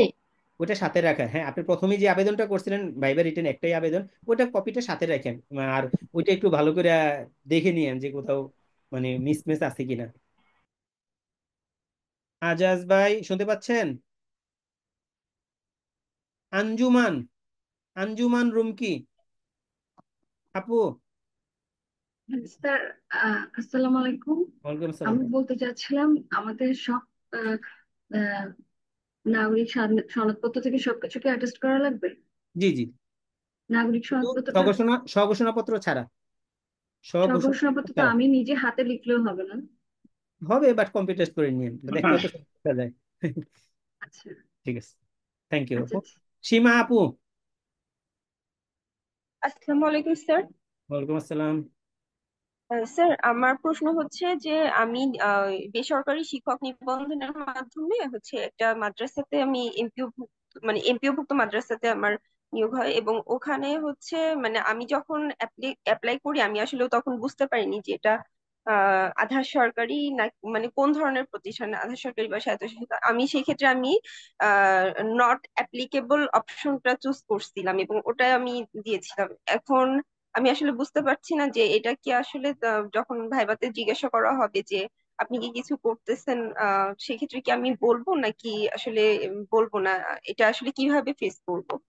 না, আপনি তো আসলে যখন স্কুলে মাদ্রাসা ওই কি এমপি ভুক্ত হয় তার মানে আধা সরকারি। তো আধা সরকারি হইলে আপনি কিন্তু পারবেন না এই করতে চাইলে আপনাকে চাকরি ছেড়ে আসতে হবে। তো আপনার জন্য এটা রিস্কি, বরং আপনি পার্টিসিপেট না করলেই ভালো হয়। আহ স্যার, যদি হচ্ছে আমার তাহলে এই ইগনোর করে যেতে পারেন। তা আপনি ঘোষণা দিতে হবে যে আপনি এগুলো করেন না, ঘোষণাপত্রে লেখা আছে আপনি এগুলো করেন না। যখন ধরা পড়েন তখন তারা যে কোনো কিছু করতে পারবে। ঠিক আছে, থ্যাংক ইউ। স্যার মানে হচ্ছে আহ, জি, কি বলে, আচ্ছা ঠিক আছে স্যার, ঠিক আছে, ধন্যবাদ। ওকে ওকে, ঠিক আছে। নাজমুস সাদাত। জি, স্যার একটা আসসালামু কোশ্চেন আলাইকুম। ছিল। জি জি ভাই, বলেন। জি, আমি জানতে চাচ্ছিলাম যে আমি অ্যাপ্লিকেশন করার পরে আমার এনআইডি তে চেঞ্জ করি আর কি, আমার বাবা মার নামের বানান ভুল ছিল। তো আমার এসএসসি সার্টিফিকেটও চেঞ্জ করে ফেলছি, বাট এইচএসসি করার আগে আমার হচ্ছে রেজাল্টটা, সরি এক্সামটা আর কি দিয়ে দিই। তো এখন আমি এইচএসসি টা একরকম আছে, এসএসসি একরকম আছে। এখন এই ওইটা ক্ষেত্রে ওই যে ওই আপনার একই প্রসেস, একটু আগে যে ভুল করছে আবেদন করার আগে আর পরে আপনি আবেদনের কপি সহ এখানে সাবমিট করবেন যে স্যার আমার এই পরিবর্তন হয়েছে, পরিবর্তন এই পরিবর্তনের প্রমাণ, এই পরিবর্তন এটা হয়েছে, এটা এখনো পেন্ডিং অবস্থায় আছে, তো কিছুদিন পরে পাবো। ও ডকুমেন্টস গুলো সাথে রাখেন। ঠিক আছে, জি, thank you. Thank you. Sir Nahid আমি ভাই। একটু হ্যালো জি আপু। স্যার, আমি একটু কোশ্চেনটা একটু ক্লিয়ার হতে চাচ্ছিলাম যে মানে স্যার যদি এটা মানে হাইট রাখা হয় তাহলে এটা কিভাবে মানে কিভাবেই করা হবে মানে এটা যদি ধরা পড়েন আইনানুগ যে কোনো ব্যবস্থা, মানে আইন অনুযায়ী যা হয় তাই করতে পারবে। আপনার ডিক্লারেশনটা স্যার এরকম দিতে হবে। আচ্ছা, আদাব মানে স্যার। স্যার জি, জুলহাস উদ্দিন ভাই বলেন। স্যার, আমি তো স্বঘোষিত পত্রে আমি ফর্মাল গ্রুপ অফ ইন্ডাস্ট্রিতে সিনিয়র ম্যানেজার অ্যাডমিন এইচআর এ আছি, ওটা একটু উল্লেখ করলাম। তার কি কোনো সমস্যা হবে স্যার, যেহেতু আমি এই মানে পজিশনে আছি? এখানে কিন্তু ওই যে আপনি কি করেন তা উল্লেখ করতে বলে নাই, যেটা করবেন না না যেটা নাই ওইটা বলছে। তো আমি যে ফরম্যাট করছি আমি কি করি তা রাখি নাই। হ্যাঁ, তো কেউ আচ্ছা যদি স্যার। চান ওইটা অ্যাড করতে পারেন, এটা ম্যান্ডেটরি না। কি করতেছেন। আচ্ছা ঠিক আছে sir, okay, thank you. Thank you. Badshah Siddique ভাই। জি দাদা, আদাব। আদাব ভাই। দাদা, আমি শর্টলি বলি, আমি একটা গভর্নমেন্ট প্রতিষ্ঠানে কর্মরত আছি। জি তো আমি সেটা অ্যাপ্লিকেশন করার সময় সেটা হাইড করি নাই, সেটা আমি ডেজিগনেশন সহ প্রতিষ্ঠানের নাম দিয়ে দিছি আর কি। জি কিন্তু প্রপার চ্যানেলে অ্যাপ্লিকেশনটা করি নাই, অর্থাৎ আমি আমার অথরিটির অনুমতি না নিয়ে হচ্ছে আবেদনটা করছি। জি তো এখন আমি খুব করে চাই, প্র্যাকটিস করি আর না করি, খুব করে চাই যেন আমার সার্টিফিকেটটা থাকে আর কি, আইটিপির সার্টিফিকেটটা থাকে। সেই ক্ষেত্রে আমি ভাইবা কিভাবে ফেস করতে পারি, বা ওভারঅল বিষয়টা আসলে সম্পর্কে জানতে পারি যে আমি কি। এটা আপনি আরো মানে সহজ কথা হয়েছে, আইনানুগ আপনাদের একটু জটিলতা আছে। আপনি যদি এটা করেন মানে ওই যে হিডেন করে করেন, হিডেন তো করেন নাই, প্রকাশিত যদি করছেন ওই ধরা পড়লেই আপনার কিন্তু সমস্যা আছে। আপনি যদি ভাইভাতে বলেন তখনই আপনি বাদ, ডিসকোয়ালিফাই। আর আপনি ঘোষণাপত্রে যদি দেন যে আপনি করেন তখনই ডিসকোয়ালিফাই। সুতরাং আপনি এটাতে আর মানে না যাওয়াটাই আপনার জন্য উত্তম সিদ্ধান্ত। ধন্যবাদ ভাই। আর বিস্তারিত না আরো কিছু ডিটেল জানতে চাইলে আপনি আমাকে মেসেঞ্জারে নক দিন, হ্যাঁ, হোয়াটসঅ্যাপে নক দিন। আচ্ছা আচ্ছা দাদা, দাদা আরেকটা জিনিস, আমি যদি ভাইবার আগে হচ্ছে অথরিটির অ্যাপ্রুভাল নেই সেক্ষেত্রে কি? ওই যে শর্ত, আপনি যদি চাকরি ছেড়ে চাকরি আপনি আইটি সার্টিফিকেট হলে আপনার চাকরি চলে যাবে, এত বড় রিস্ক নেওয়া মনে হয় না মানে ভালো সিদ্ধান্ত হবে। কিন্তু সার্টিফিকেট নেওয়া মানেই যে আমাকে ওইটাই হ্যাঁ ভাই ভাই প্র্যাকটিস ভাই, করতে এটা নিয়ে হবে, এটা আপনি তো ম্যান্ডেটরি না। পার্সোনালি কথা বলবো, হ্যাঁ পার্সোনালি কথা বলবো। ওকে দাদা, ওকে, থ্যাংক ইউ আপনি নক সো দিন, মাচ। হোয়াটসঅ্যাপে নক দিন, ওকে হ্যাঁ। ওকে দাদা, ওকে। আচ্ছা নাহিয়া, দাদা। নাহিয়ান নিয়ন। স্যার বলছিলাম হচ্ছে আপনি যে যে কোশ্চেন গুলো দিবেন সেগুলো কি কোনো মানে ওগুলো তো পাবো ঠিক আছে, বাট আপনি কি কোনো প্রিমিয়াম ক্লাস নেওয়ার কোনো ব্যবস্থা করবেন স্যার? না না না, আমি আপনাদেরকে এমনিতেই দিব, আজকের যে ক্লাস ব্রিফিং দিলাম আর এমনিতেই দিব। আর ওকে এমনি স্যার। প্রিমিয়াম যদি আপনারা আরো বেসিক জিনিস জানতে চান বা রিটেন সম্পর্কে জানতে চান, এই গ্রুপে যারা আছেন তারা যদি আমাকে নক করেন যে এমন 30-40 জন 50 জন হয়, তখন আমি আপনাদেরকে শিখাইতে পারবো, হ্যাঁ। মানে 50-এর নিচে হইলে আমার জন্য এই টাইম দেয়া জি স্যার, মানে এটা এরকম একটা ব্যবস্থা হলে আমাদের ভালো হয়। আপনি আপনারা গ্রুপে যেহেতু আছেন, আপনারা নক দিন, যারা করতে চায় তারা আপনারা নিজেরা যদি ইউনিটি হয়ে আমাকে জানান, আমি আছি, আমি করাবো, একটা শুক্রবারে করাইতে পারবো, শুক্রবার ছাড়া কোনো সময় নেই, হ্যাঁ। Thank you. রুদ্র কিশোর। হ্যাঁ স্যার, নমস্কার। নমস্কার, বলেন ভাই। স্যার, আমি যেটা জানতে চাচ্ছিলাম, ওই আমি অ্যাপ্লিকেশন করার সময় এমপ্লয়মেন্ট স্ট্যাটাস নট অ্যাপ্লিকেবল দিছিলাম, হ্যাঁ। কিন্তু আমি হচ্ছে আপনার এলএলবি প্রফেশনাল কোর্সে করতেছি। তো এখন যদি আমার আইডি কার্ড শো করি বা স্বঘোষণাপত্রে যদি স্টুডেন্ট লিখি, তাহলে কি প্রবলেম হবে কিনা? না, আপনি তো নট অ্যাপ্লিকেবল দিছেনই, আপনি কিছু করেন না, তো তার হ্যাঁ, মানে কিন্তু কোনো আমি ইস্যু নাই। স্টুডেন্ট, হ্যাঁ, স্টুডেন্ট ইস্যু নেই, ইস্যু এলএলবি। নেই। হ্যাঁ, কোনো ইস্যু নেই। এখন স্বঘোষণাপত্রে যদি এটা উল্লেখ করি তাহলে কি মানে? আপনাকে উল্লেখ করার তো দরকার নেই, আমি বারবার একটা কথা বলতেছি, আপনি কি করেন এটা কিন্তু উল্লেখ করতে হবে না। আমি ফরম্যাটটা দিতেছি, দেখলে আশা করি ক্লিয়ার হবে, না ওটা দরকার নাই। আচ্ছা যাদের এই কন্ট্রাডিক্টরি আছে তারা উল্লেখ করবেন না কি করেন। আচ্ছা আচ্ছা। স্যার ওকে, স্যার আমি ধন্যবাদ স্যার। স্যার আমি স্যার জি আমি একজন শিক্ষানবিশ আইনজীবী স্যার। জি স্যার বলেন। স্যার আমি একজন শিক্ষানবিশ আইনজীবী, আর পাশাপাশি হ্যাঁ রেজিস্ট্রি অফিসের দলিল। এক্ষেত্রে হ্যাঁ, আমার কোনো সমস্যা হবে না স্যার? না না না, কোনো সমস্যা নেই। সমস্যা ওই তিনটা যেহেতু ক্ষেত্রে। রেজিস্ট্রি ওটা তো স্যার, ওই রেজিস্ট্রি অফিসের দলিলটা সরকারি নয় স্যার, হ্যাঁ হ্যাঁ, এই জন্য তো রাষ্ট্র। বললাম কোনো সমস্যা নাই ভাই, কোনো সমস্যা নাই। ধন্যবাদ স্যার, ধন্যবাদ স্যার। আহ, শাহাবুল ইসলাম, শাহাবুল ইসলাম। আসসালামু আলাইকুম স্যার। ওয়ালাইকুম আসসালাম। স্যার, যখন আইটিপি সার্কুলারটা ছিল সেখানে প্রথমে স্নাতক ডিগ্রি দিয়েছিল, হ্যাঁ, তা আমার ইকোনমিক্সে অনার্স মাস্টার্স এমবিএ ফাইন্যান্সে। তো প্রথম সার্কুলারে 7 দিন পর্যন্ত তারা ওই যে এমবিএ এর দরখাস্ত করতে পারেনি, হ্যাঁ। তো স্বাভাবিকভাবে আমার তো অ্যাকাউন্টিং ছিল না, আমার ইকোনমিক্স অনার্স মাস্টার্স করা, এমবিএ ফাইন্যান্স করা। পরবর্তীতে আমার এক কলিগ বলে, যেহেতু আপনার এলএলবি করা আছে, আপনি আইনের স্নাতক দিয়ে করেন। পরে আমি আমার এলএলবি করা ছিল, এলএলবি দিয়ে আমি করি আর কি। এখন আমি জব করি অ্যাকাউন্টস অ্যান্ড ফাইন্যান্সে, অ্যাকাউন্টস ডিপার্টমেন্টে। এখন ভাইবা বোর্ডে আমাকে যদি বলে আপনি এলএলবি করা অ্যাকাউন্টসে জব করেন কেমনি, তা আমি তো এমবিএ ফাইন্যান্স ওখানে দেখাতে পারিনি, শুধু এলএলবি দিয়েছি আর কি। কেন আপনি সব কি সমস্যা ওইখানে হবে? ওইখানে কি আপনি জব দিছেন, মানে জব জব দিছেন দিয়েছি, রাইট। অসুবিধা নেই। আপনার হ্যাঁ ওই যে যেটা অ্যাকাউন্টিং পড়ে এবং এলএলবি করতে পারে, হ্যাঁ, বেসরকারি ভাবে ন্যাশনাল ইউনিভার্সিটি সেন্টারে এলএলবি করতে পারে, অসুবিধা নেই। রাইট রাইট, সমস্যা হবে না। না না, কোনো সমস্যা নেই। আচ্ছা ঠিক আছে sir, okay, android thank blue, you. Android blue কি, ব্লু ড্রায়ড কি লেখা স্যার বলেন? স্যার আচ্ছা, আমি যখন অ্যাপ্লাই করি তখন একটা বেসরকারি প্রতিষ্ঠানের জব দেখাইছি, মানে জব করতেছি। তো এখন আমি জবটা ছেড়ে দিয়েছি গত ডিসেম্বরে।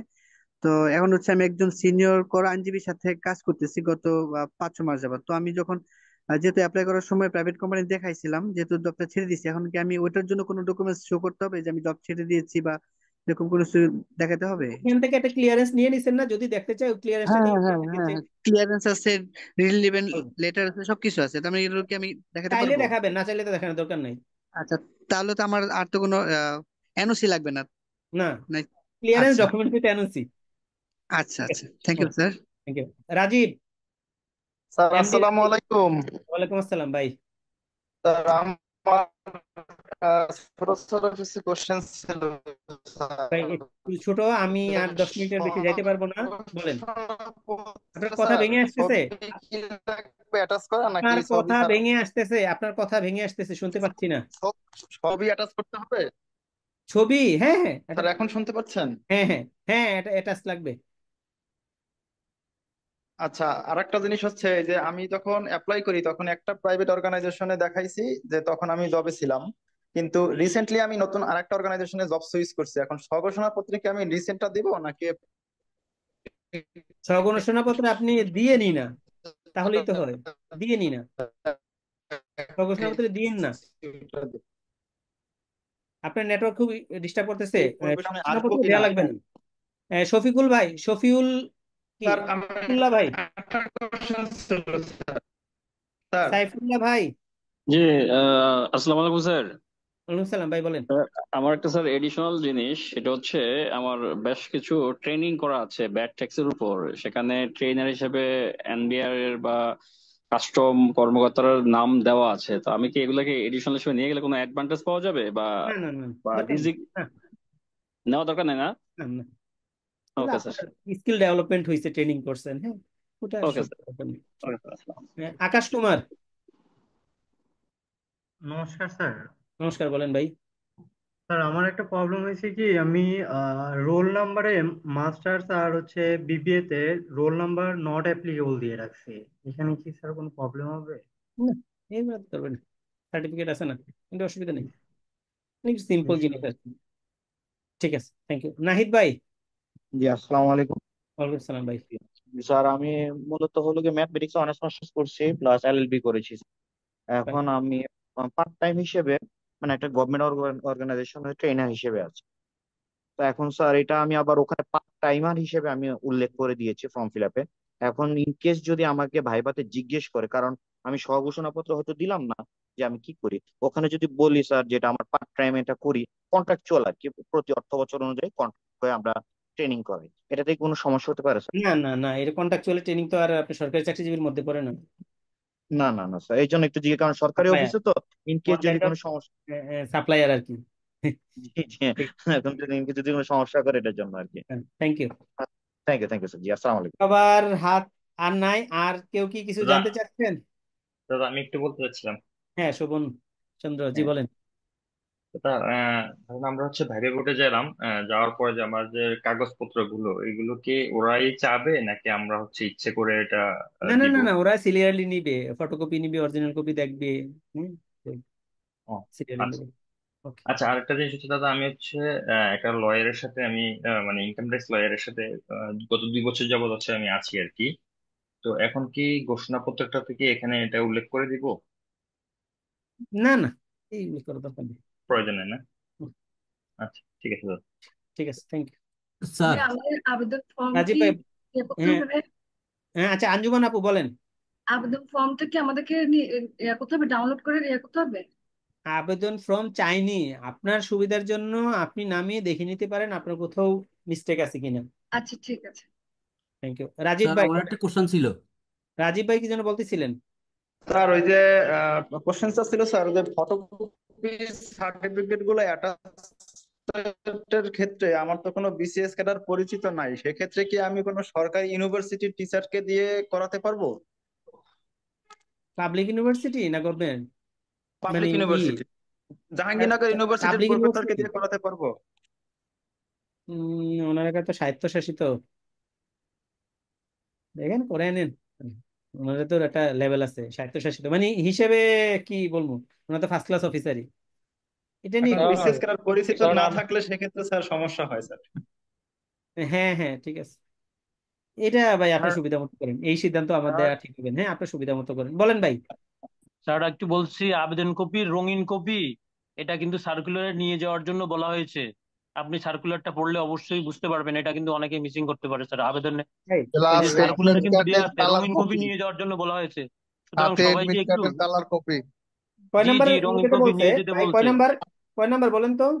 স্যার সার্কুলারের লাস্টের দিকে দেওয়া আছে, অবশ্যই আছে স্যার এটা হ্যাঁ এটা রঙিন আছে, কপি। এটা আছে, আচ্ছা এটা ঠিক সুতরাং আছে, সবাইকে এডমিট এই কার্ড। বিষয়ে সতর্ক হয়ে যাওয়ার জন্য, কারণ অনেকেই ও চাইলে কিন্তু প্রোফাইল চেক করতে পারে, ওখানে profile ID, user ID, password ঠিক গুলো আছে, দেওয়া ঠিক আছে, থাকে। থ্যাংক ইউ, ভালো কথা বলছেন, আমি একটু দেখি সার্কুলারটা একটু দেখি।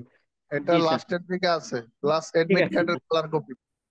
ঠিক আছে, স্যার আর ঠিক আছে। আপনাকে অসংখ্য ধন্যবাদ স্যার, এত ধৈর্য এডমিট ধরে কার্ডের এত কালার সুন্দর করে কপি ক্লাস তো নিয়েছেন। ওই এটা আমি অভ্যস্ত আর কি, যাই হোক থ্যাংক ইউ। এডমিট কার্ডের কালার কপি আর ইয়ের আবেদনের কপি দুটোর মধ্যে পার্থক্য আছে কিন্তু, আমি একটু দেখি, ঠিক আছে ভাই, আমি ওইভাবেই আপডেট দিব আপনাদেরকে। না দুইটাই নিতে বলছে। ও আচ্ছা ঠিক আছে, আমি একটু দেখি, আমার মোবাইলে একটু দেখতে পারতেছি না ভালোভাবে। ঠিক আছে ভাই, থ্যাংক ইউ। তো এভরিবডি, আপনাদেরকে অশেষ ধন্যবাদ এবং কৃতজ্ঞতা, যে প্রায় কত 9টা 2.5 ঘন্টা হয়ে গেল, আপনারা হয়তো কিছু প্রশ্ন করার জন্য এতক্ষণ অপেক্ষা করছেন। কৃতজ্ঞতা আপনাদের জন্য, শুভকামনা রইল, আপনারা সবাই। স্যার আমি সবার জীবন, পক্ষ থেকে একটু কথা বলতে চাচ্ছি। জি সেটা জি, হলো, আপনি এত সুন্দর করে ক্লাস নিলেন, সত্যি স্যার আজকে আপনার ফার্স্ট ক্লাস করলাম আমি, সেই একবার ফার্স্ট থেকে লাস্ট পর্যন্ত এত ধৈর্য ধরে সবার কাছে শুনলেন, আমি অধৈর্য হয়ে যাচ্ছি, সবাই কথা বলতেছে, কিন্তু আপনি এত সুন্দর ধৈর্য নিয়ে এত সুন্দরভাবে ক্লাস নিলেন স্যার, সত্যি অসংখ্য অসংখ্য ধন্যবাদ। আর আমাদের জন্য স্যার আশীর্বাদ করবেন। সত্যি ভালো লাগলো স্যার, সত্যি এই কৃতজ্ঞতা সবার পক্ষ থেকে আমি হয়তো জানাচ্ছি। আমি মোখলেসুর রহমান শিহাব। স্যার ভালো থাকবেন। আর আপনার কথা বলেন স্যার, শুনে শেষ করব। ঠিক আছে, ভালো থাকবেন স্যার, অনেক ভালো। হ্যাঁ ঠিক আছে। এইটাই আপনাদের সবার জন্য শুভকামনা রইল, সবাই আইনজীবী হন সেই প্রার্থনা রইল। এবং ওই যে গাইড গুলো করছি এটা একটু মনে রাখেন, ছোট ছোট জিনিস ভুল হয়ে যায় তো ওগুলো একটু মনে রাখা, মোবাইলে তো দেখতে পারবেন, দেখে হলে যাবেন। কোনো ওই যে আমি আগেও বলছি, কোনো প্যানিক নেই, যতটুকু পারেন ততটুকু সেই মানে আয়ত্ত করতে চেষ্টা করবেন যেই সময়টুকু আছে। পারলে শুধু যে এই ভাইবার জন্য প্রিপারেশন তা কিন্তু না, এই প্রিপারেশনটা আপনার ক্যারিয়ারের জন্য। হ্যাঁ একটা যদি কোনো একটা পার্ট আপনি জানেন, সেটা কিন্তু এই জানাটা শুধু ভাইবার জন্য না, এই পাশ না, কারণ আপনি যদি ফিল্ডে কাজ করতে যান আপনাকে জানতে হবে। ওই যে একটু আগে মাহবুব বলল যে আসলে ওই একজন জিজ্ঞেস করছিল যে মানে এই প্রফেশনে এসে আসলে কি করতে পারবে, এটা ডিপেন্ড করে আপনার ফোকাসের উপর। এই প্রফেশনে অনেক স্কোপ আছে যদি আপনি কাজে লাগাইতে পারেন। আমি বললাম না 6 ডিজিটের স্যালারি ছেড়ে এই প্রফেশনে আসছে। হ্যাঁ, তো সৃষ্টিকর্তা আমাকে বেশ ভালো রাখছে, আমি ঘুমানোর সময় পাই না, ঘোরাফেরা তো দূরের কথা। ঠিক আছে, দাদা, তো আপনার এখন জন্য এখন যে বললো যে কি যেন সার্কুলেশনের নিচে যে অ্যাপ্লিকেশন ফর্মের কথা কি যেন বললো ভাই, একটা বুঝি নাই। আচ্ছা এটা আমি গ্রুপে আপডেট দিয়ে দিব আপু, ওই লিস্টও দিব। হ্যাঁ হ্যাঁ, আপনি ফুল সার্কুলারটা একটু কষ্ট করে যদি পড়েন, ওখানে দেখবেন যে আবেদন কপি ও অ্যাডমিটের রঙিন কপি সঙ্গে নিয়ে যাবেন, এটা আমাদের খুব ভালো হবে। সবারই পড়া উচিত, এটা ঠিক সবারই আছে, পড়া হ্যাঁ উচিত যারা অবশ্যই সবার পড়া উচিত। আমি কিন্তু ওই আমাদের যে বইপত্র নিয়ে যেতে যেদিন বলছে। রেজাল্ট দিয়েছে, একটু শেষ করি, যেদিন রেজাল্ট দিয়েছে যে জিনিসগুলো দরকার আমি সার্কুলারও দিয়ে দিয়েছি, সাথে কি প্রশ্ন দিয়ে দিয়েছি এগুলো, এবং পরে তো এই প্রশ্নের সলিউশনও দিয়ে দিয়েছি। তো এগুলো ম্যান্ডেটরি লাগবে, এগুলো সার্কুলার সম্পর্কে ভালো ধারণা থাকা লাগবে, এই জন্য আমি দিয়ে দিয়েছি।